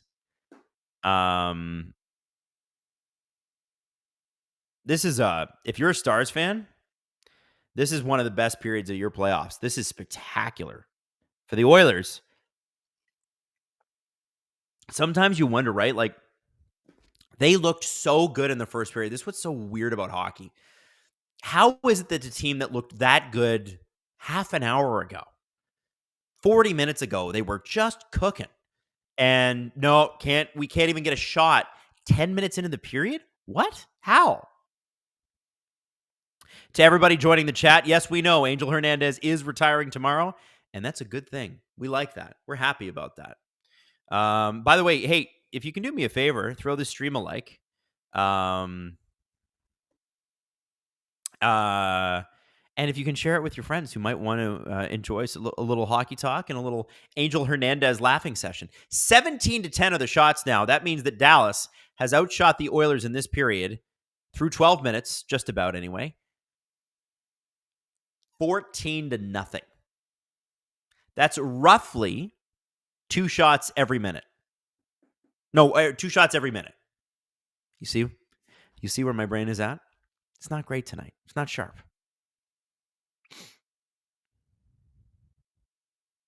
Hintz is so underrated. Yes, he is. Is this a Leaf-style meltdown for the Oilers? Absolutely not. No. Don't insult the Oilers like that.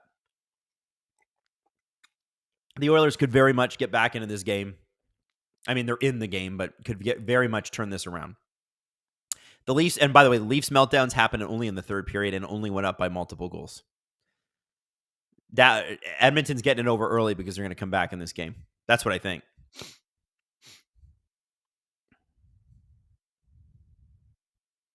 It's a John Day. 3 goals in 3 minutes and 33 seconds. Lacroix. It is Lassad. Okay, maybe the Oilers get a shot here. They're first of the period. Nope. Not yet. Dallas does a good job. Everybody's back. Jake Ottinger out there pretending like he needs to do stuff. Like, what's Jake Ottinger got to do? They haven't even sent one his way. They could have pulled him. They could have been 6-on-5 this whole period. Wouldn't have mattered.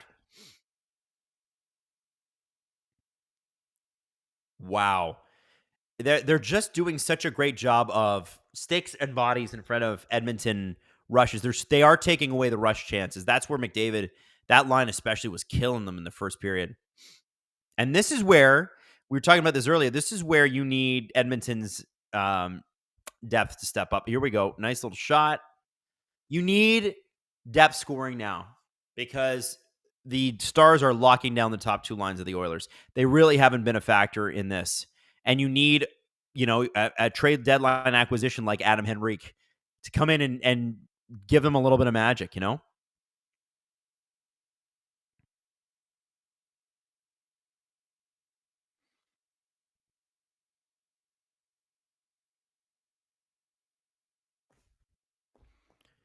All right.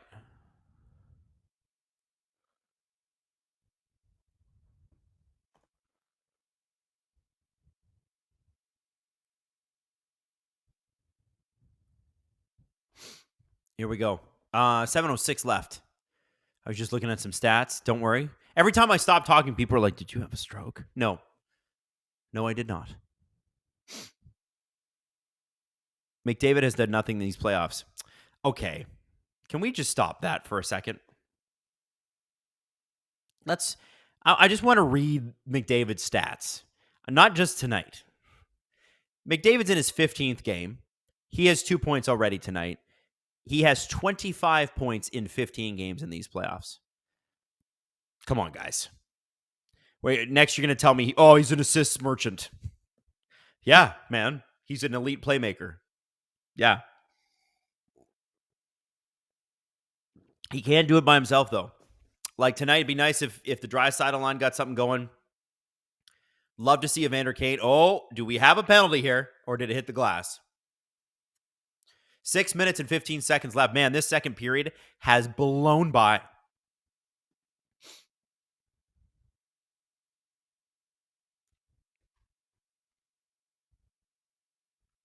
Hey, there's 1,000 people here. We've eclipsed 1,000 on a Monday night. How about that, baby? Let's go. Welcome, everybody who's new. Happy Aaron Hernandez celebration eve, because it's going tonight. It's going tomorrow. He's retiring from the game of baseball. Canucks fans would love it if Kelly Sutherland would do the same, but he won't.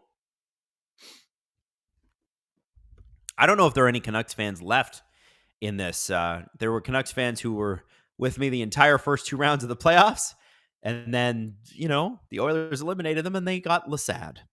Oh, my God. The ref linesman just dropped the puck and then whistled it dead. And Leon Draisaitl's giving him shit, and he should. Enough. It's the power. Look, now he's going to talk to him. Now he's telling him to calm down. Yo, linesman, drop the puck. Nobody is here to see you. I just got to make sure it's fair. It's an NHL faceoff. Nothing's fair. Let's go. We want to watch some hockey. We don't want to watch some sweaty linesmen. Bouchard to McDavid. That was a great play by McDavid to set up Ryan Nugent-Hopkins. The Oilers have not scored a power play goal in this series, which is kind of bonkers when you think about it, because their power play was humming around 36, 37%, which is, we got a turnover. Oh, Nuge misses the net. Whoop. Draisaitl takes a swing at it. Nothing going. McDavid down deep to Draisaitl. Hyman using his glutes in there. Butt power by Hyman. Nugent, Hopkins, and Hyman fighting for it. Draisaitl in the corner. Out comes McDavid. Down to Draisaitl. Back to McDavid. Give and go. No. Stars break that up. Boy, Edmonton looks good on this power play. This is the most life we've seen from them all period long. They got a couple of shots. Here comes McDavid. In deep. Oh, Zach Hyman just whiffs on a backhand on his own rebound. Here comes Evan Bouchard. Shot from the point. No, fake. Draisaitl from his office, and he has scored many times from that half board, but did not score there. Evan Bouchard unable to keep the puck in. The Oilers will likely send their second power play unit out there unless, maybe I'm wrong. Sedin Magic 15. This Canuck fan is still here with you, bud. I'm here all the way. Oh, I love that. I love that. Thank you. I know there's other super chats here, guys. I will get to them. I promise you. You did not waste your money on me. I just want to get through the last 20 seconds of this power play. It's been a doozy. This is the best the Oilers have looked. if you're looking for the this period anyway, if you're Chris Knobloch, you're looking to build on this. Out comes Fogle, Kane, and Henrique. Now that coffee has given me the hiccups. Fantastic. Evander Kane with a shot. Nice rebound. Cece can't grab it. Fogle's got it behind the net, and we are back to even strength, but the Oilers get 3 or 4 shots on that power play, and boy, did they need it. They needed some life, man. They needed some life.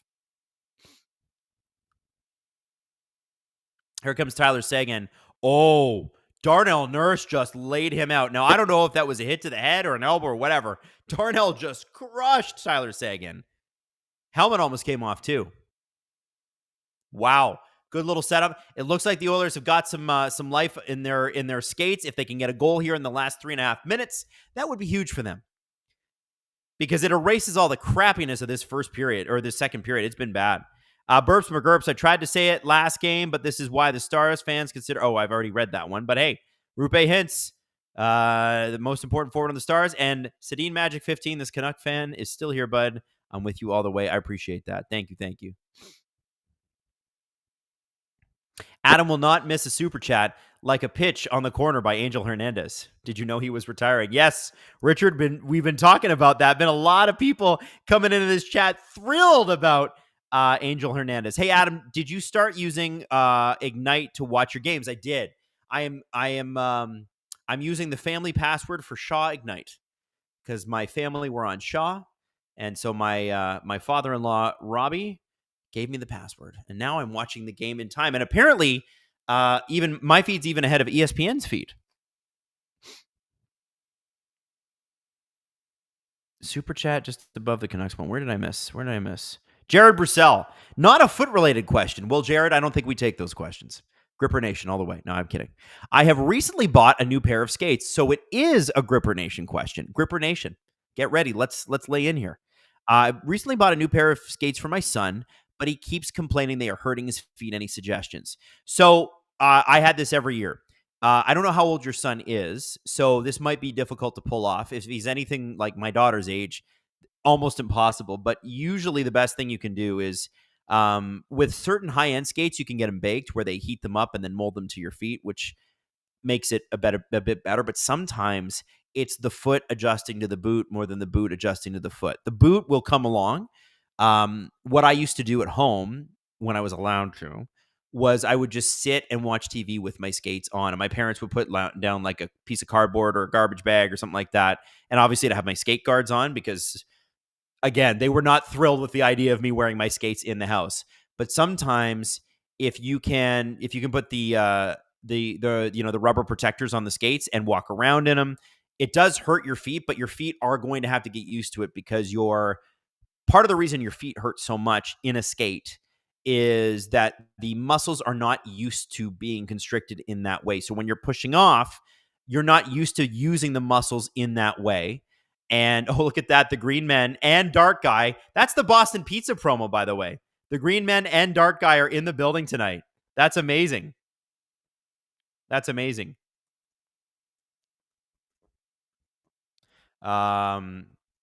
That's a part of the Boston Pizza promo.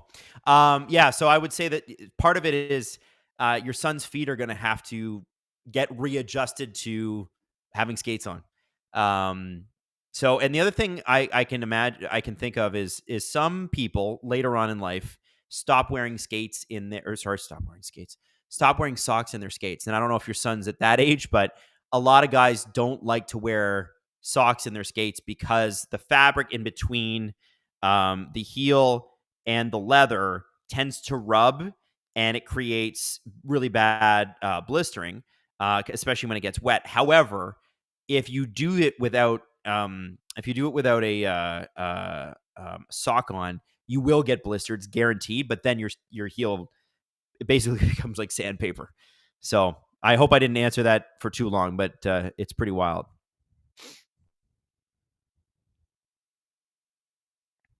Was that an imposter Dark Guy? No, that was real Dark Guy. That's part of the Boston Pizza promo this year is they've got the Green Men, they got Dark Guy, and they got a couple other people from Canadian cities. And the whole idea is you go and you cheer for Canada to get a cup. I honestly think that's pretty cool that Boston Pizza did not pay for that and got on the broadcast. Good for them. That's a good promo, man. That's good marketing. A+.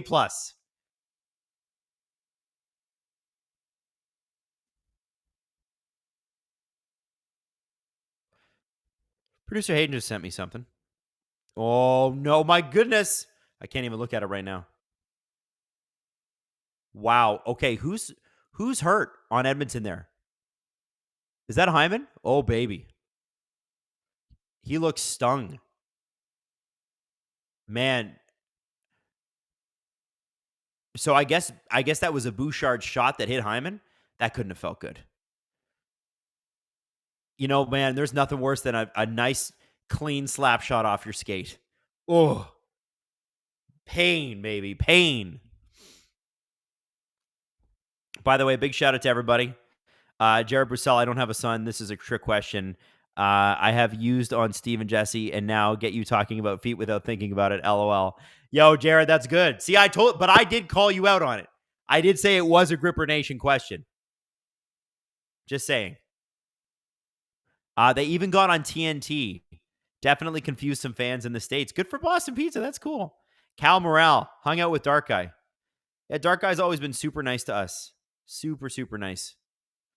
Nothing but good things to say about that guy. Here's Darnell Nurse with the puck. Oilers pressing a little bit at the end of this period.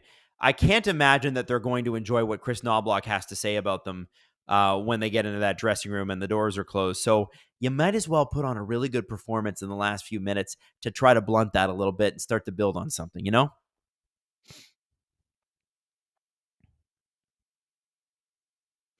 Dave Glatz, can you miss more super chats? I haven't missed any super chats. Hayden, make sure I don't. Also, Justin Fisher sends me that.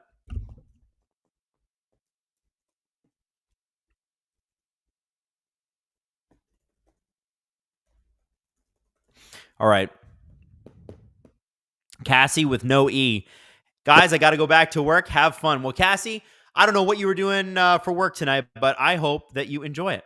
I hope that you enjoy it. I have seen Green Men at Canucks game, but not at the Oilers games. Yes, the Green Men are Canucks fans. But again, it's we're trying to get the cup back to Canada with Boston Pizza, so they want to have fans from all over Canada supporting the Edmonton Oilers tonight. I know there's a lot of fans who would rather puke than do that, but I have to tell you, and you know, I'm a diehard Leaf fan. I would love to see a Canadian Cup. I would. I can't lie. I want it to be the Leafs, but you know, you can't have everything you want in life. Oh, and the Oilers score. Wow. Edmonton Oilers, baby. Ice District. Fire it up. See? What did I tell you? And it's Adam Henrique. I called that, Justin. I called that. Justin, I want you to know I called that. I told you. They needed depth scoring. That was also one of my calls to score tonight. Adam Henrique scores, baby. Wow, good shot. By the way, does anybody celebrate harder than Connor Brown? He's so excited. What a play. Cassie, you don't need to know. Cheers for the shout out. Just paying it forward. Well, Cassie, you rule. Thank you so much. Guys, give me my praise. Give me my praise. Adam Henrique with a big goal. And you know what? Chris Knobloch's speech is slowly changing in his mind. If he's talking to the players, he's going to go, guys, I hated that first 10 minutes. In fact, I hated the first 15. But I really like what you did in the last 5 minutes. So whatever it is you were doing there, do that again and do it for the entire effing period. And don't make me tell you again. We got a 3-3 game going into the third period unless somebody scores here in the last 20 seconds, guys. We love this. Oh, little bump on Heiskanen. Here we go. We got 2 penalties here. Offsetting. I think one of those is Hyman with the cross-check from behind. I didn't see the other one. But if it was Marchment who we cross-checked, Marchment kind of fell easy. Oh, no. Is it Oh, is Hollowell? Oh, I called Holloway to score, not Henrique. Well, I'm an idiot. Damn it. Don't give me my praise. Take my praise back. Yeah, Marchman totally dives there. He played dead. He did exactly what Steve Dangle says to do. Act like you're dead. But he for sure dove. That's a dive. Talanseer, one day Steve Dangle will show us his feet. Gripper Nation stands astride the world like a colossus with all the naysayers underfoot. Oh my goodness, what are you, Winston Churchill? Damn. That is a speech. Jared Brussel, I played hockey for 23 years. I have played with guys in the AHL and NHL. I don't need advice on skates. Hey, you asked for it. The other two didn't notice until too late. Oh, that's funny.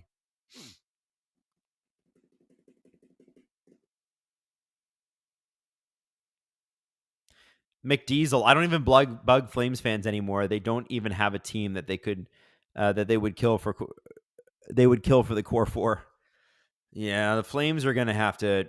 If the Flames are intelligent, and I'm not sure that they are, the smart thing to do will be to rebuild and get ready for this new arena.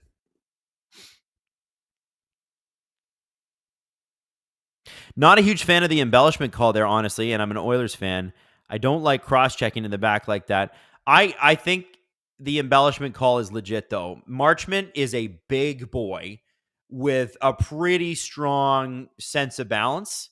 And for him to fall like that after, you see, Hyman, it's objectively it is a cross check. Usually they don't call those, but I think in this case it was so out there that they wanted to send a message of, wait a second, don't cross check like that, and don't you dare ever embellish like that, because refs don't like being screwed. And when you embellish calls, after the game, they find out. They might not know during, but they'll find out during the intermission, and they will not be happy with you. They don't like to be made fools of. And you got to kind of say, hey, Marchman, can't do that. And I would say, too, Zach Hyman's cross-check there, while not bad, if he had wanted to do it properly in a way that the NHL actually allows, have Marchman come and hit you in the chest, because they were back to Marchman's back is to Hyman. All Hyman has to do is wait for Marchman to come in on him with his back and then push him off really hard with a stick. You can do that. That's completely legal. You just can't cross-check him. Jared P. I am the superior Jared. Oh, I don't know if our other Jared's going to take that. Jared Brussel, you're going to take that? Damn. The embellishment is to keep Knobloch happy in the pressers. No, guys, listen.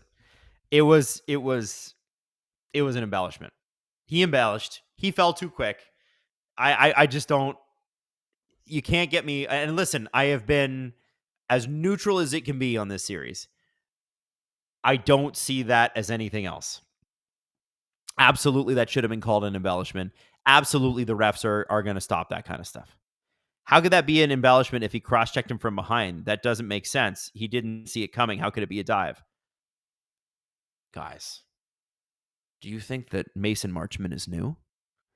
Do you think that his father, Brian Marchment, is new? This is a man who is a born and bred hockey player. You think that he doesn't know where Zach Hyman is? You think he doesn't know what to do when you feel carbon fiber crisscross your spine? He knows exactly what to do. And he did it. And that's okay. You got to sell calls. A lot of times it works. He sold it a little too hard that time.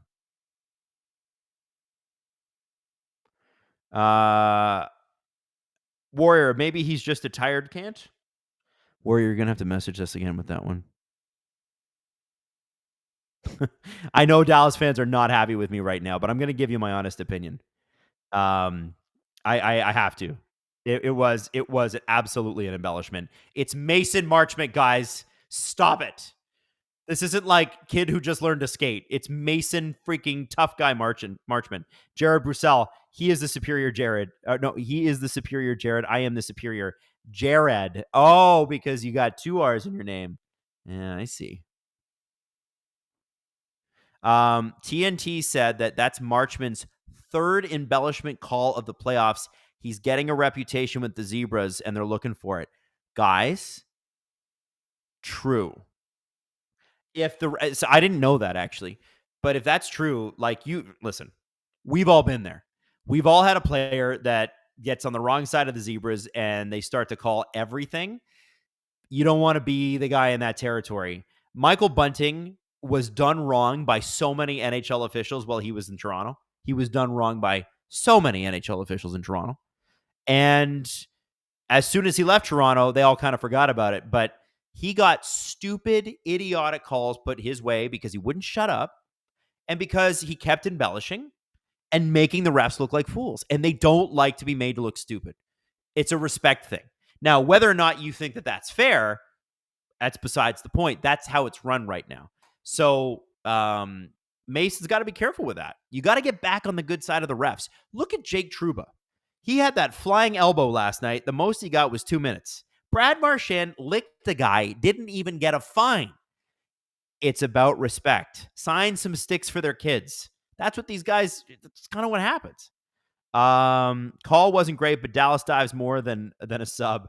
I don't know, Bob. Bob Kaiser says that. I don't know. I don't know. I haven't seen a lot of dives from Dallas. What I have seen is a very clean hockey team. And when it was interesting, when I was talking about it on the show today, I actually thought Knobloch made a mistake bringing up the reffing after last game. And the reason I felt that way was because it betrayed frustration that I think Dallas can take advantage of. And I don't think Knobloch is going to encourage the refs by making a comment like that to call a different game. The refs would look at him after a comment like that and go, how about you go F yourself? I think I'm doing a perfectly fine job. You know? Anyway, let me do some, let's run a clip here. I'm going to take a quick break. We're going to talk about Barclay Goodrow and how unbelievably clutch he has been in the playoffs. More clutch than you can even imagine. Have a look. Well, and there is something to be said, and Leaf fans know this, about performances in the playoffs. Yep.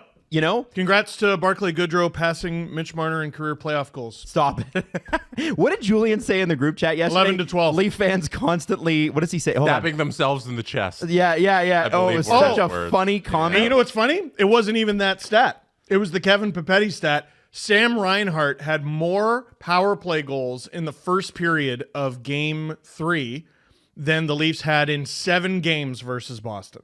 Right. Jail. All right. of them jail. Jail immediately, jail under the prison jail. Barclay Goodrow is such a weird example of a guy like clutch. A lot of people like to argue that it doesn't exist, but clutch matters. Like, no, humans are humans, and stress matters. Even if you're an elite athlete, like it doesn't mean your brain turns off. And there's somebody whose game caters more to the playoffs, and the way he's able to play in the playoffs and get just more goals than he's ever scored ever in that part of the year. It's incredible. So yeah. I had a tweet yesterday, and it was worded in the strangest way possible. Like, I didn't know how to word it on Twitter. So I'm going to say it now, and you let me know if it confuses you. Barclay Goodrow has 6 goals in 13 games in these playoffs. Barclay Goodrow also has 3 seasons where he's played 50 games or more and had 6 or fewer goals, including this season, where he had 4 goals in 80 games. And Rangers fans were like, get him off our cap sheet. Yeah, they were. He averaged a goal every 20 games. That's so many games. But a great tip. He had 2. He got half his goal total for the season in Game 3. Yeah. After scoring the OT winner in Game 2. That's dumb. 6 goals makes no sense. No. For a guy who scored 4.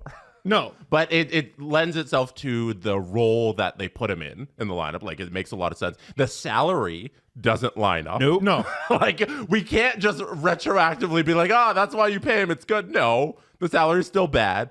But it's incredible that he has 6 goals. But I think that there was a history there. And you look at the line he was on in Tampa with Blake Coleman. Like, I want to know, what's it going to be like when Blake Coleman gets back in the playoffs?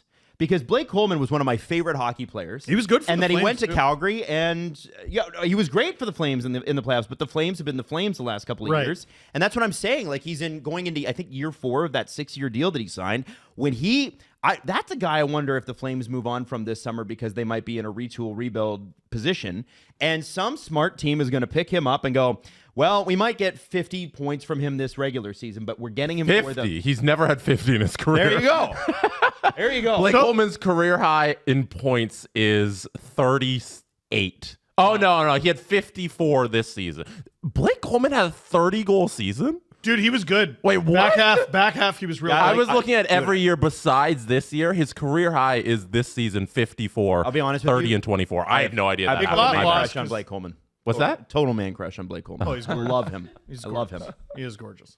Barclay Goodrow. Yep. So out of the last 1, 2, 3, 4, 5, 6, 7 years, he's missed the playoffs once. Not counting that year. So just counting years where he made the playoffs, because that's obviously where he makes his bread and butter. Out of the last 6 playoff runs Barclay Goodrow has been in, how many times has he been to the conference final? At least the conference final. 4? 4. With 3 different teams. Good guess. Unreal. Who was the first? It was Tampa? Sharks. Oh, the Sharks. The Sharks. He scored a big OT goal for them as well. I think you're right. Yeah. Dude, and Right. he had 2 points. Or no, sorry. Yeah, he did. He had 2 points, both of them goals, in 20 games for the Sharks in 2019. So he played 20 games during that run, 25 for Tampa during the COVID bubble, 18 the next playoff. I think he missed a few games from injury, still won the cup. Then 9 games, 7 games, and 13 games this year. He's in the conference final. Stupid. That's great. Absolutely stupid. Listen, He's played 94 career Stanley Cup playoff games. I will listen to the argument, by the way, that you do overplay regular season performances for performances that really show up in the playoffs. If you can prove it. Yep. And I think with a guy like that, you can. I don't know how you can say that he isn't. People be like, well, it's a fluke. Did he really fluke into it? Did he really fluke into it? Leaf fans, I got some homework for you because I've been fiddling with the stats, especially over the past year, writing the book and talking about some of the greatest of all time.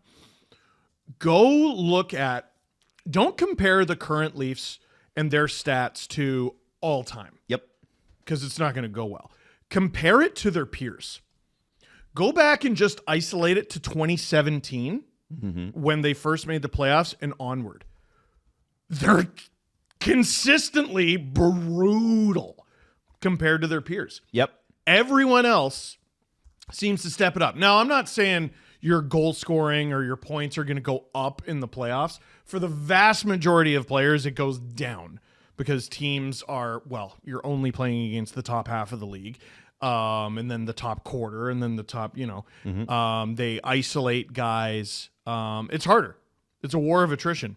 But so many guys are incredible playoff performers. Barclay Goodrow's former teammate, Andre Palat, he's played over 100 Stanley Cup playoff We're games. just going to name guys who used to play on Tampa. Yes, we should. They seem to have a lot of them. That's the list of guys who are unbelievable playoff performers. I mean, like, Joe Pavelski is a guy who I'm trying to talk about more and more. Like, I was talking about McDavid the other day and how his legacy isn't going to feel complete until he wins the Stanley Cup. Like, the greatest players of all time in any sport, almost all of them win one. Yeah. Not all of them, but almost all of them win one.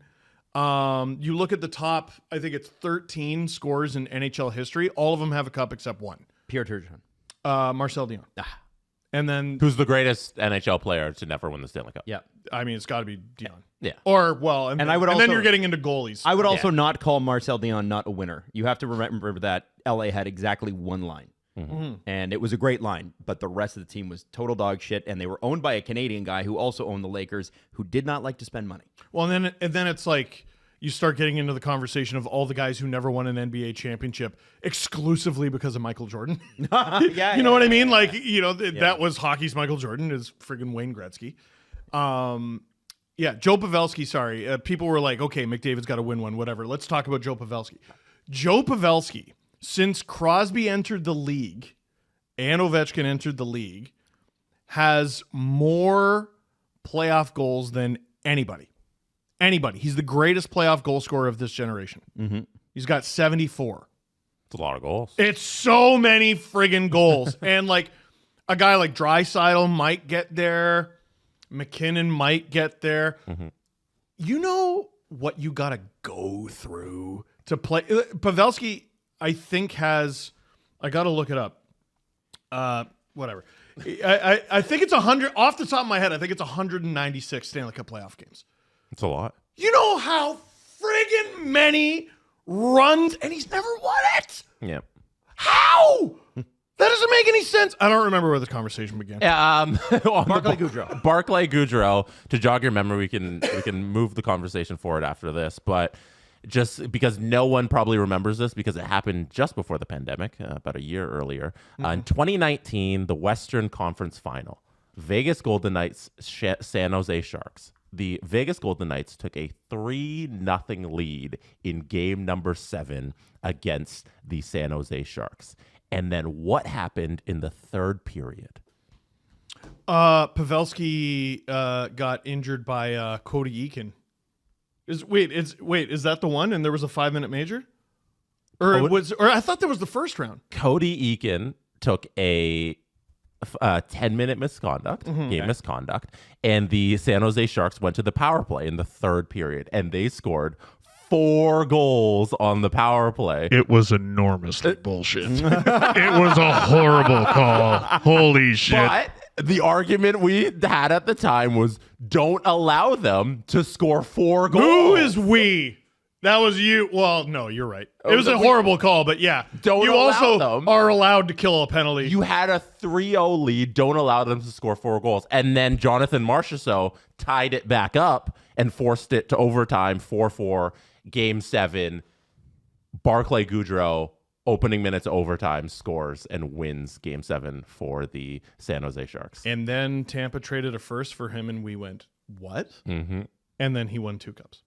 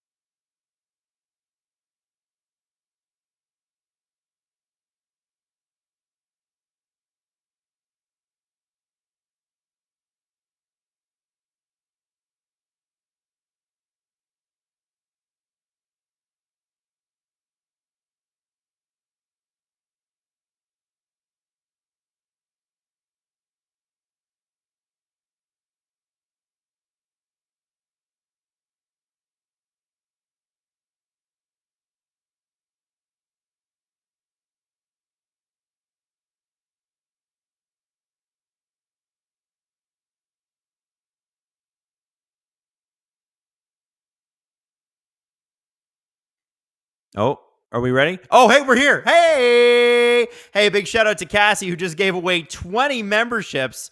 Thank you, Cassie.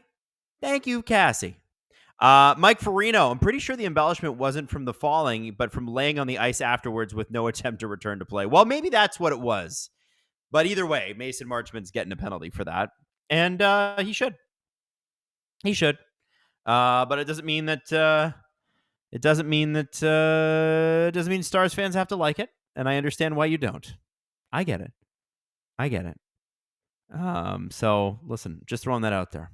How are we doing, guys?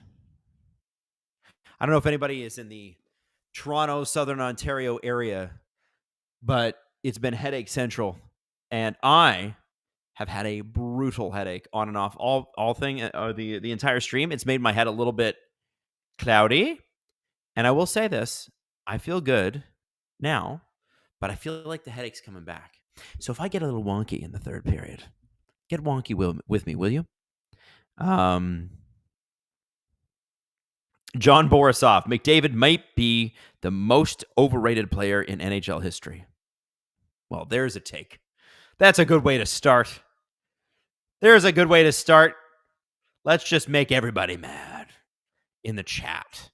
What's going on? And by the way, since we're coming back to the game, we got Hyman, we got Marchman in the box, and I want to ask you guys, where are you watching from? Let's do our city check-in this evening. Tell me what city you are watching from. I want to know Where we get these worldwide crazy cities, I want to know. Adam, bias is making your head cloudy. That's not an embellishment. Except Joe, it was, because Mason Marchment's in the box.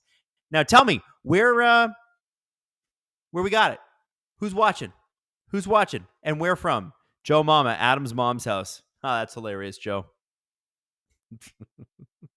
Listen, just because the refs made a correct call doesn't mean you have to take it out on me. All right, here we go. We got Pittsburgh. We got Montreal. We got Guelph. Oshawa, yes. Arizona. We're in Arizona. Arizona's a big place. Halifax, Columbia, Missouri. Really? Vegas, Berkeley, St. Louis, baby. Queens, New York, Hyrule. Screw the Water Temple. You know how much I hate it. I've mentioned it before. I've talked about it. Don't like it. Ruth Haven, Ontario. I don't think I've ever been. Portland, Maine. From Duluth, as in St. Louis. Fort Erie, Annapolis Valley, Nova Scotia. Andrew, I'm jealous. The Annapolis Valley is absolutely stunning, and I recommend everybody in this chat at some point in their life get to the Annapolis Valley. Oh, here we go. Leon Draisaitl in. Nice little backhand. Are the Oilers, this is 4-on-4 for just another minute here, are the Oilers going to establish themselves as the team that they should be, or at least were in the first period, or is it the Stars saying, you know what? We prefer winning today. We would like to win 2 games in a row. Now, I should mention, by the way, that the Edmonton Oilers are 4. Woo, that was a little bit bad by Thomas Harley. That was not great. Not a great move. I should mention the Oilers are 4-0 coming off a loss this postseason, and they were 4-1 last year coming off a loss, meaning that they are 8-1 in the last 2 postseasons when they've lost a game. Not bad. Parksville, BC. We got Okotoks, Alberta. We got Kaliningrad. I still don't even know if I can believe that, John. Kaliningrad, for real? Newmarket, Ontario. Thunder Bay, St. John, Prince George, Washington, D.C., Canberra, Australia. And I know, Goza, I think you've been here before. Shout out to all my North Carolina folks. I got a Greensboro native here in Dominic. Cassie, the Pirates have the best stadium in baseball, and it's only seen like 2 playoff games in the last 10 plus years, which is criminal. Hopefully, the new guys help. Cassie, I have been, and you're absolutely right. It is an amazing ballpark with a terrible ownership group historically. It's crazy. Utah Grippers, that's right, baby. You know that's what you guys got to vote for. Buffalo, New York, Frazier. AJ coming in from Dallas, baby. Jeff Wildman from Stony Creek, Oil City, Edmonton. That's David. Shout out. B.A. Edits, Winnipeg, Manitoba. Jordan Johnson, Atlanta. And Ethan wants a time check, and I can give you one. It's 17:33, 17:32, 17:30, 17:29. There we go. Jamie Benn with a shot. It goes off Stuart Skinner and high and out. We're going to get an offensive zone faceoff for the Dallas Stars here. We'll see which line they put out, but boy, they have looked good since the start of the first period. Since the end of the first period. Edmonton came into the second period, out shooting the Dallas Stars 10-3. Dallas went on to shoot 14 clean on the net without a single answer from the Edmonton Oilers. Scored 3 goals in 3 minutes and 33 seconds, and then Edmonton, towards the end of the period, tied the game up. It was Adam Henrique on a nice little tip-in from Connor Brown. Nice to see Connor Brown, as a former Toronto player and a Toronto kid, do so well. Thrilled for him. Gold Canyon, Arizona, just outside of Mesa. Cool. Arizona's such a cool place. So much great history. Adam, did you see the Great One disagreed with you on the embellishment? Got to listen to the Great One, no? 19, I didn't see the Great One disagreed with it. He can be wrong too. You know what, Gretzky? I am now the Great One. So at least when it comes to interpreting the officials, it's me. Matthew. LD.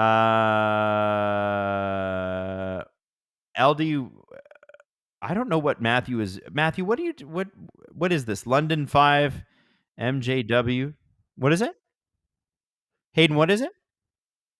Oh, Memorial Cup. Easton Cowan with 2 assists, baby. London's up 2-0. Okay, sorry. Matthew, that was all, there's a lot of stuff happening there. You got to remember, man, my brain is not working well. And Dallas fans are letting me have it over the embellishment call, as they should. I would do the same. Pacers just got swept. What about hockey in Indianapolis? I mean, if basketball can work. I just don't think it's top of the NHL's list. Like, I think they want to get into Houston. They want to get back into Atlanta. They want to get into the major city centers. And I think the Pacers would, even though they got a really strong tradition of great basketball, they're not considered a major market. And that's not fair to Indianapolis, but they can support a football team. They can support a basketball team. I think that the NHL wants big TV markets like a Houston. They want to get back in Arizona, and they will get back in Arizona. You guarantee it. Adam is the Gretzky of grippers. You're damn straight. You're damn straight. Steve Dangle's Mighty Roar. You should stream the Celtics-Mavs final. I don't know if I'd be good enough to do a basketball one.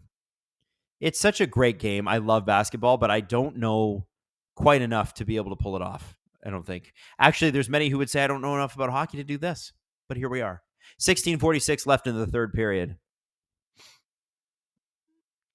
Adam, anything that gets us into the Indy 500. I mean, it's 500 laps of just insanity. The Indy 500, you need to go and rewatch if you haven't. It's amazing. And there was a last lap pass. IndyCar is a very, very underrated sport. You should be watching that if you get the chance. And it's on during the day. You're not missing any hockey when you're watching Indy. St. Louis needs an NBA team. St. Louis needs an NFL team too. Cassie, later chat, and Adam, I'll be back tomorrow to stress Steve out if I can. Yes. Gripper Nation never forgets. Get in there with Steve.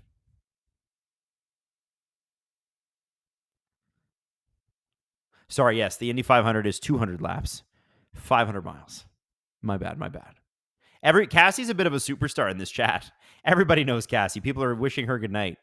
T.A. Neiman, there's another person that's just coming back time after time. Sierra Marlowe, yeah, recognize that name. I'm starting to know you personally. I love this. You're back so much. VGK Jamison, I know you. Hank Barber, I know you. John Gibson, I know you. Indy is a great experience, but Daytona is better. That'd be fun. 16:12 left in the third period.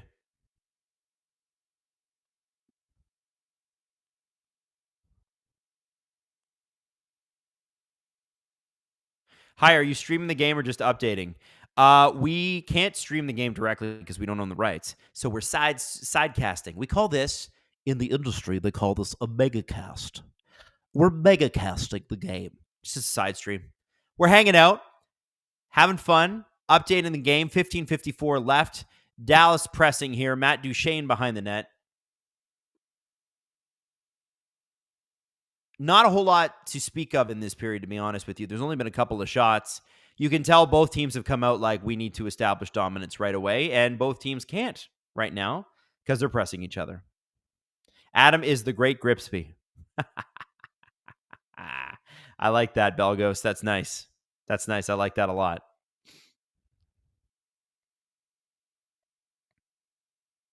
Jesse Blake says, no, they call it a sidecast. No, they don't, Jesse. I was in a meeting the other day, and they're like, you guys megacast? And I was like, what's a megacast? And so they proceeded to inform me that now they're being called megacasts. I bet they call them megacast because they were called sidecast before. And then it sounds way cooler to say mega than side. Because you can't sell a sidecast. It seems lesser than. But you can sell a megacast. It's not just a cast. It's mega. You have to buy that, advertiser. Justin Fisher, it's not Gripper Nation. It's a Gripper family.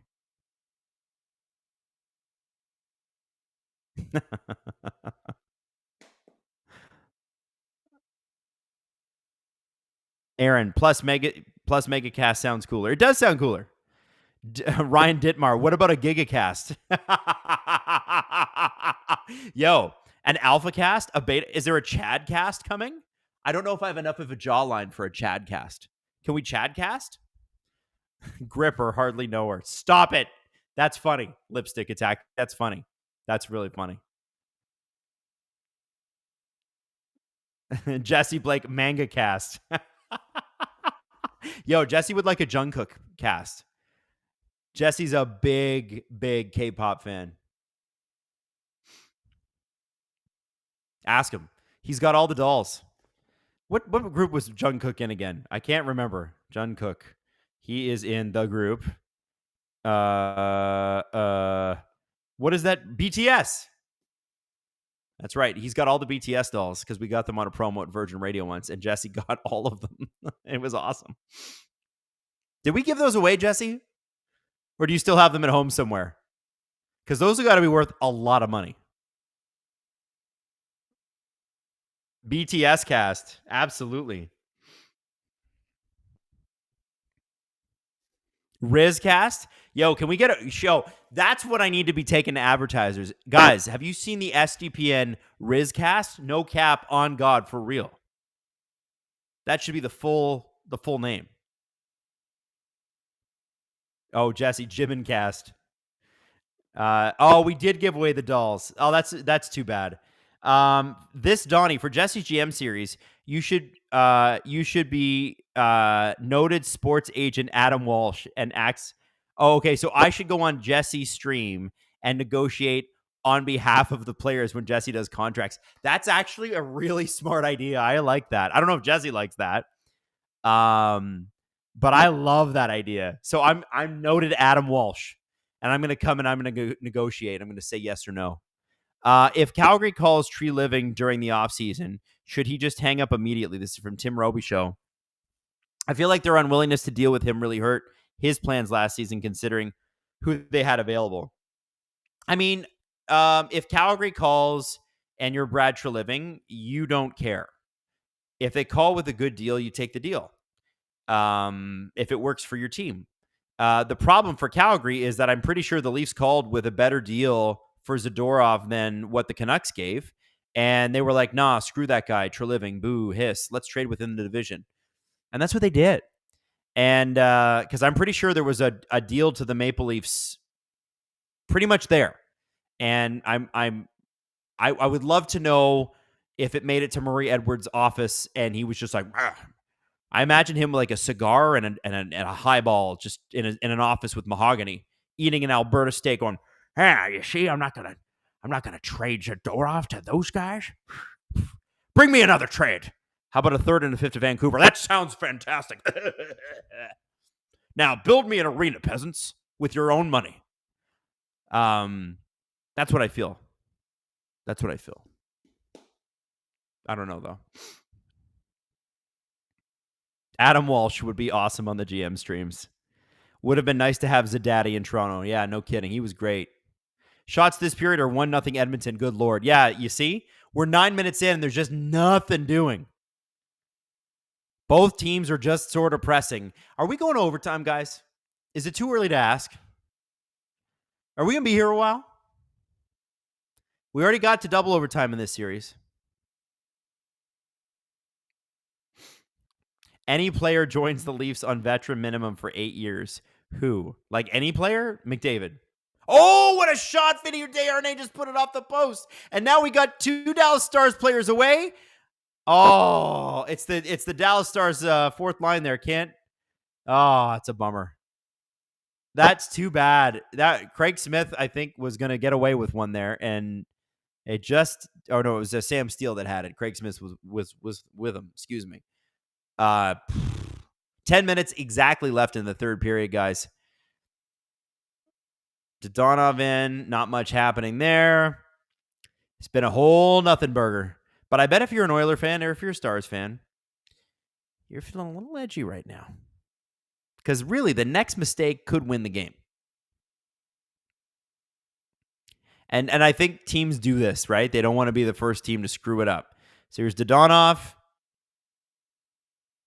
Duchesne with a drive. Oh, and what a save by Stuart Skinner with the right pad. Beauty. Oh, here come the Stars again. Oh, Marchment fired it too high. Got a little excited. That was a nice. This one's for Jesse. That was a Nylander shot, if I've ever seen one.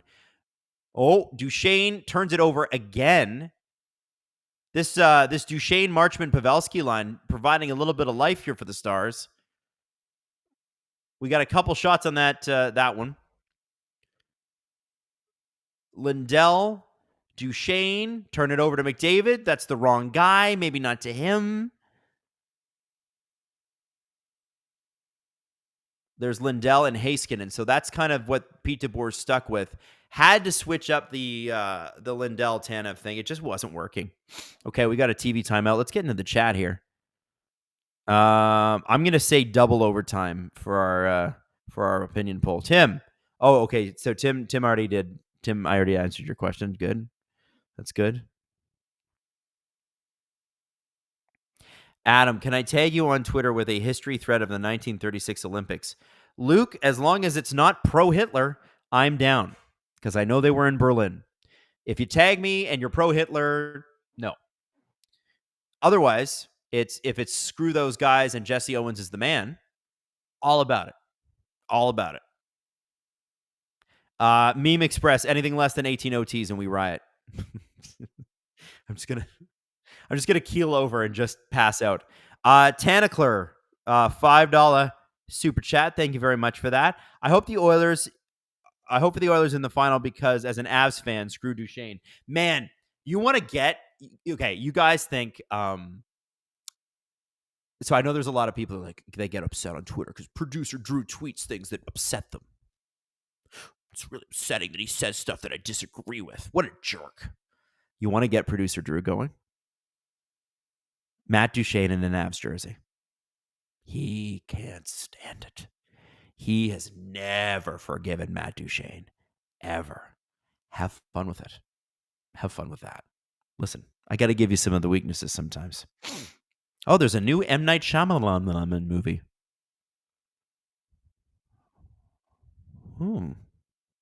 Interesting.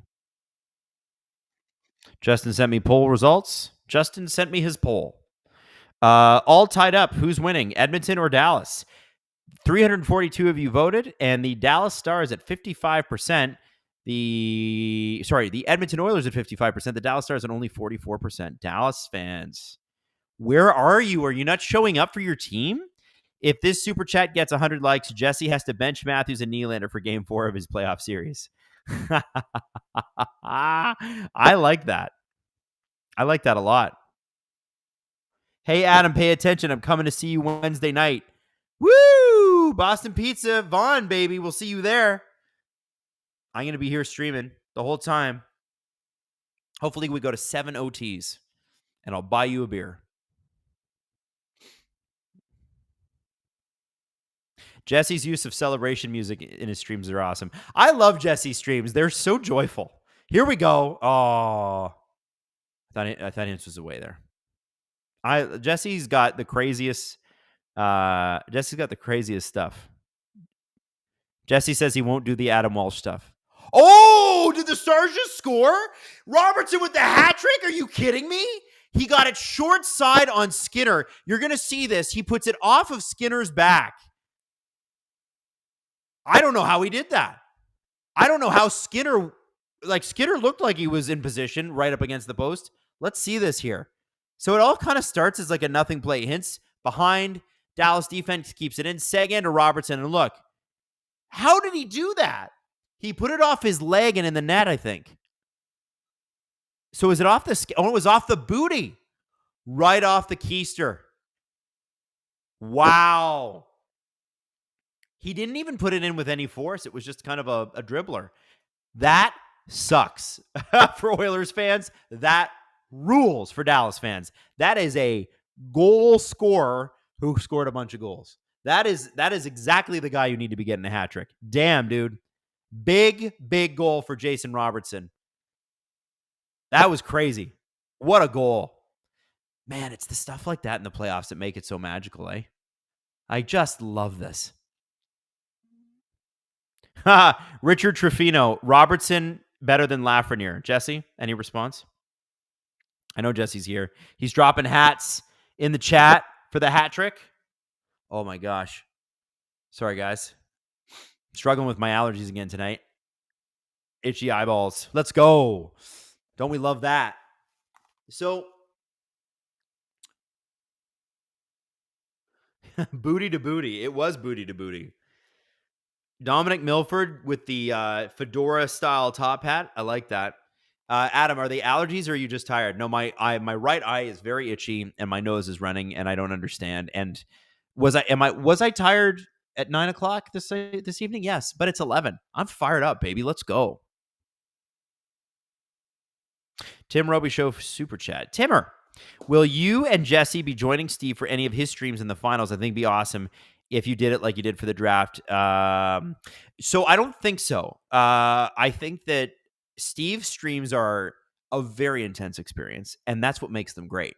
So for Jesse and I to be on that, Steve's like stream of consciousness, and he's just like watching the game, and he's going, the last thing he needs to worry about is like throwing to Jesse or I think. Also, Jesse in the chat is saying that Lafreniere is better than Gretzky. So take that as you will. So no, I think Steve will be doing that, but we will be doing a draft stream. Absolutely. One thing that we kind of played with the idea was, I know that we do our big free agency and trade deadline stuff. Maybe we do some sort of live stream after that, although we're exhausted after those days are over. But we always do a podcast, so maybe we do a live podcast. We Pat McAfee it. Jesse's probably looking at the screen going, no, stop bringing up shit that I got to do. We do put Jesse to work a lot, and he's always good about it.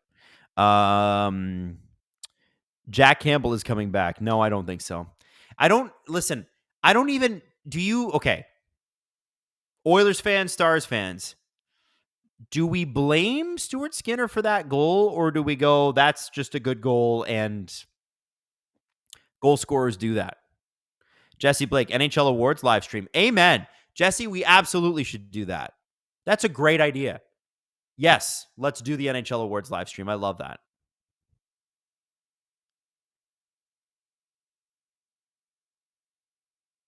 Yeah, I'd love to know. All right, now, here's what I got to know.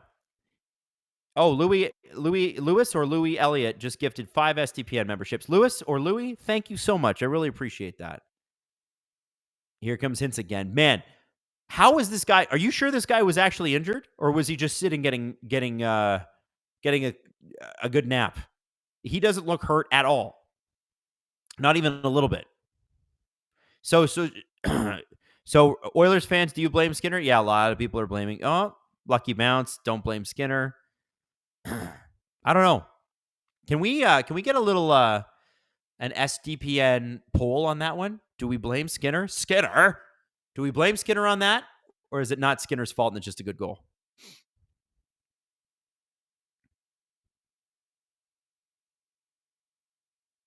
That's on the defense, in my opinion, according to Tobito 12. Can't be getting that close to the goalie with that much time and no contact.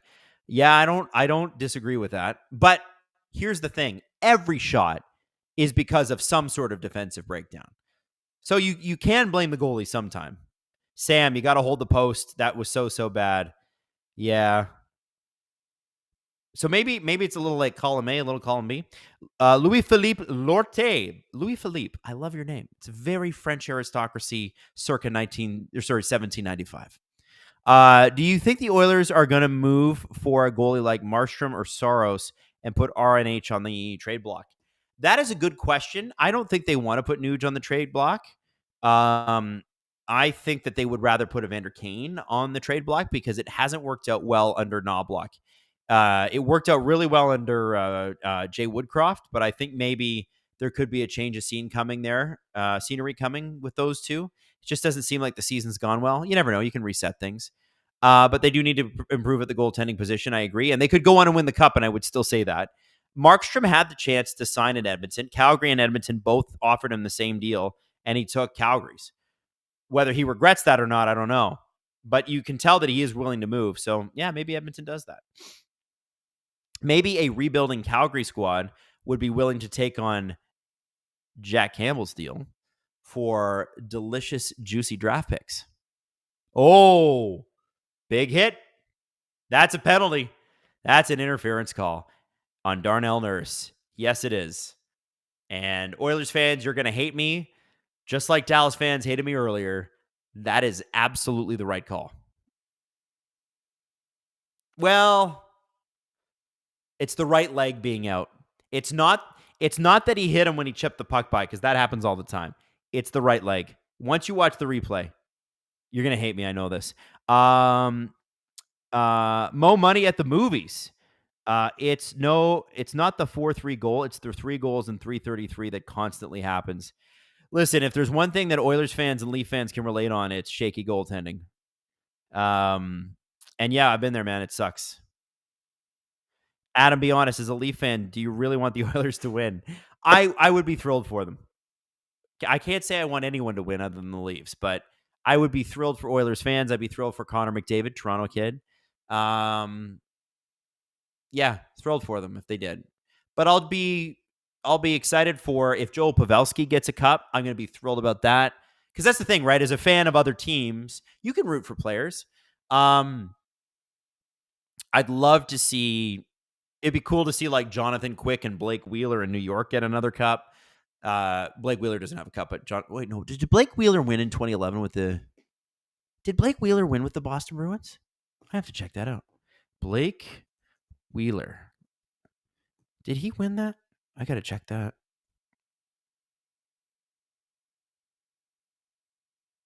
No, he was traded at the deadline. Oh, that sucks. He was traded at the deadline. So yeah, that'd be interesting. Yeah. Hayden is saying I missed a super chat. I'm just gonna look for it. Give me a second. Mo Money at the movies. Oh, okay, here we go. As an Avs fan, booing Matt Duchene and yelling "Screw you, Corey Perry" every time they touch the puck are time-honored traditions. Heather, I respect it, and I respect the continued hate. That's amazing. And Wiggleman, could you and Steve in the future stream games from the studio? Steve with the play-by-play and you doing color commentary. We could. The problem with that is Steve has 2 kids, and one of them is very young. And if I asked his wife for him to come down, see, Jesse would do it in a heartbeat. Jesse's down. And I got a 5-year-old, so you know I'm down. Kids I told you on this on the podcast. Once you hit 4, your happiness level goes through the roof. By the way, Dallas is on a power play. This is not great for Edmonton that is trying to kill their 21st straight penalty kill.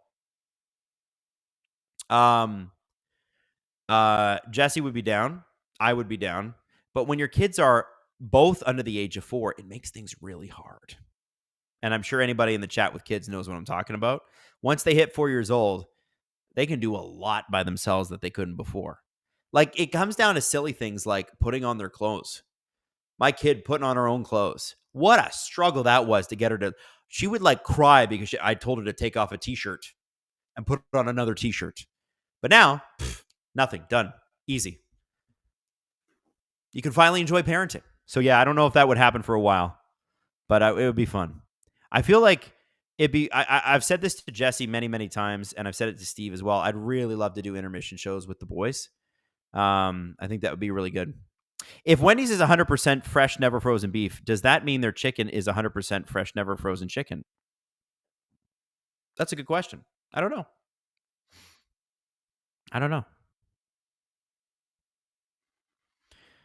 I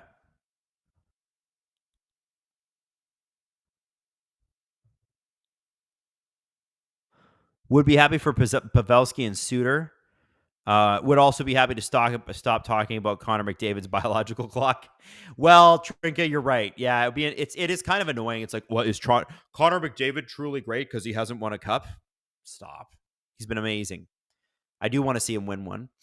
I'd like to see him win one in Toronto. Ooh, now the Oilers fans really hate me, and I get it. I'm trolling you a little bit. I'm sorry.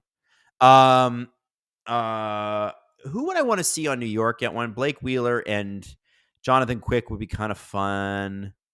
Has Panarin won one? Yeah, I think he won one. With Chicago, right? And from Florida? No, screw those guys. None of them should win, ever. I'd be happy to see them lose in the finals again. Is that petty? Because I'm petty right now. Yeah, screw the Florida Panthers. If there's one thing that Boston Bruins fans and Leaf fans can agree on, it's screw the Florida Panthers, which makes them such a great villain.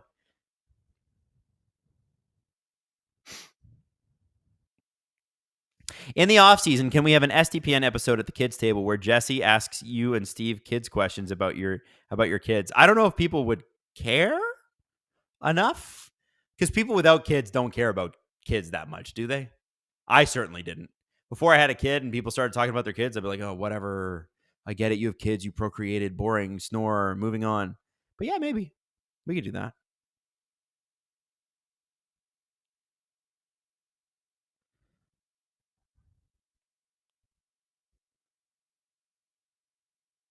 It would be nice for Bobrovsky to get one. It would. On a different team. Not the Panthers. I'm being petty. Let me be petty. Okay? Same way you hate the Panthers. As a Habs fan, I detest the Rangers. Interesting, Big Shack. Why the Rangers specifically? I hope the Rangers never win anything for the rest of their existence. Why? Is the Habs New York rivalry that heated even now?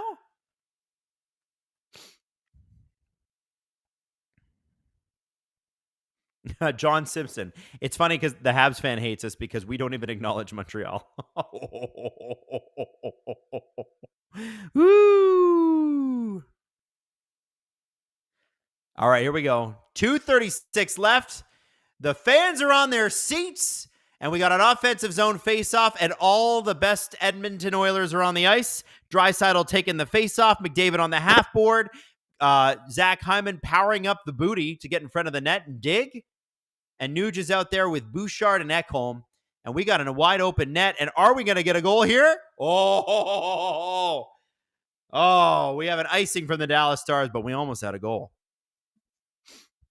Oh, they ended Carey Price. That's why. Oh, the Chris Kreider play. I forgot about that. That's why Canadiens fans hate the Rangers. I get that. I get it. Man, I forgot about that. And then that makes me think, why did I forget about that? It's because I forget everything. All right, here we go. Draisaitl.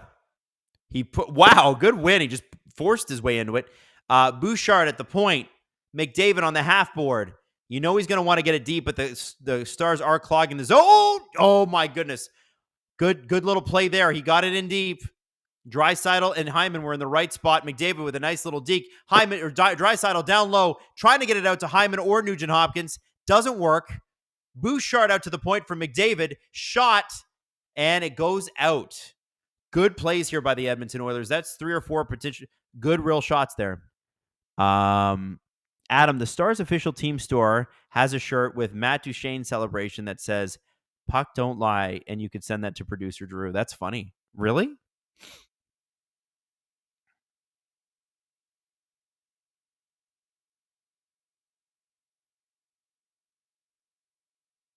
Chris Kreider, he was tripped. It wasn't his fault. Well, you know. All right, here we go. Draw is the face-off draw is exactly. Oh, and we got a goal. The Dallas Stars score from their own end, and I think this game is over, baby. Wow. I think that was Heiskanen. Wow. You know what? This game really changed when Pete DeBoer adjusted and got Tanev and Lindell away from each other. Heiskanen's done a great job with Lindell. Tanev's looked really, really solid since, and the Edmonton Oilers could not get anything going once that adjustment was made. That's big. Amazing Kook, 143. Still no wins for the Oilers at home in the conference finals since June 10th, 2006. Game 3 against Carolina. That's right, because they were swept last year. Were they swept last year? No, they weren't swept. That's silly. No, they weren't. The Carolina Hurricanes were swept last year. Oh, yeah, guys.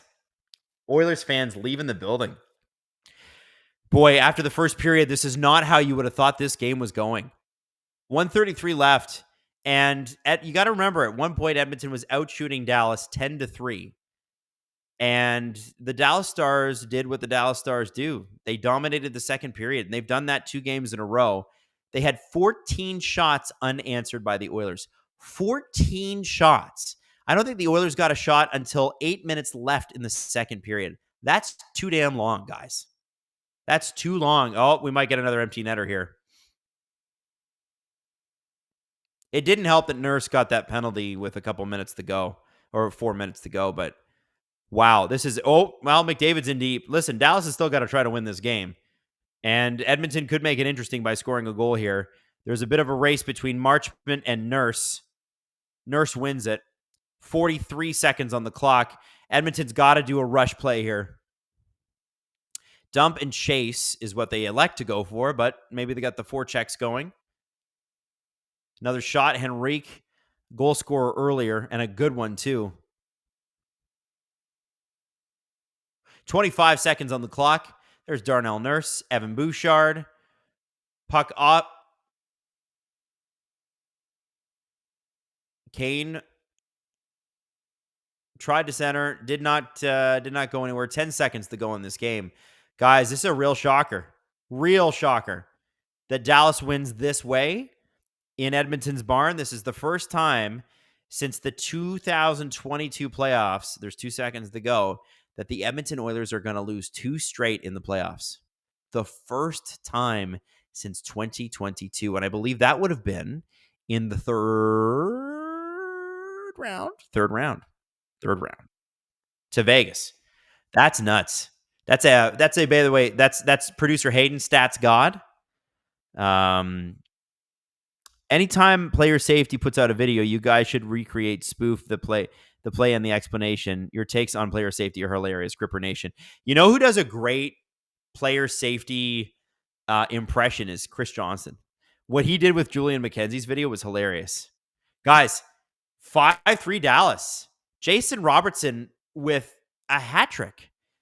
3 goals in 3 minutes and 33 seconds. That really was the difference. Before that 3.5 minute stretch, the Edmonton Oilers were up 2-0. After it, they were down. They did tie it up towards the end of the second period, but once Robertson scored in the third, because again, there wasn't much going on in the first 10 minutes of the third period, it was kind of over. And Edmonton did get some chances towards the end of the game, but they really didn't have an answer for Dallas's defense. That was a real masterclass by the Dallas Stars in period 2 and period 3. You got to give them credit. Damn. Wow. Just looking at the chat here one last quick time. So listen, let me remind you that our very first live stream at a live bar location will be at Boston Pizza in Vaughan. As far as I know, you can still buy tickets. They might have sold out by now. If you want to buy them, you can buy them. You can go right now to the new STP that dropped today, and the link is in the description, so you can check it out there. Big love to Gripper Nation tonight, guys. You guys were amazing. Thanks for showing up and hanging out on a Monday night. Let's make this a habit, and I will see you live from Boston Pizza in Vaughan on Wednesday. We're going to have a really great time. Love you all. Big shout out to Justin Fisher. Big shout out to Robert Malloy, to Jesse Blake, and of course, the stats god, the stats guru, stats Jesus, Hayden Matheson, producer Hayden. We love him. Okay, guys, have a great one. Thanks so much for hanging out, and we will see you Wednesday night at Boston Pizza.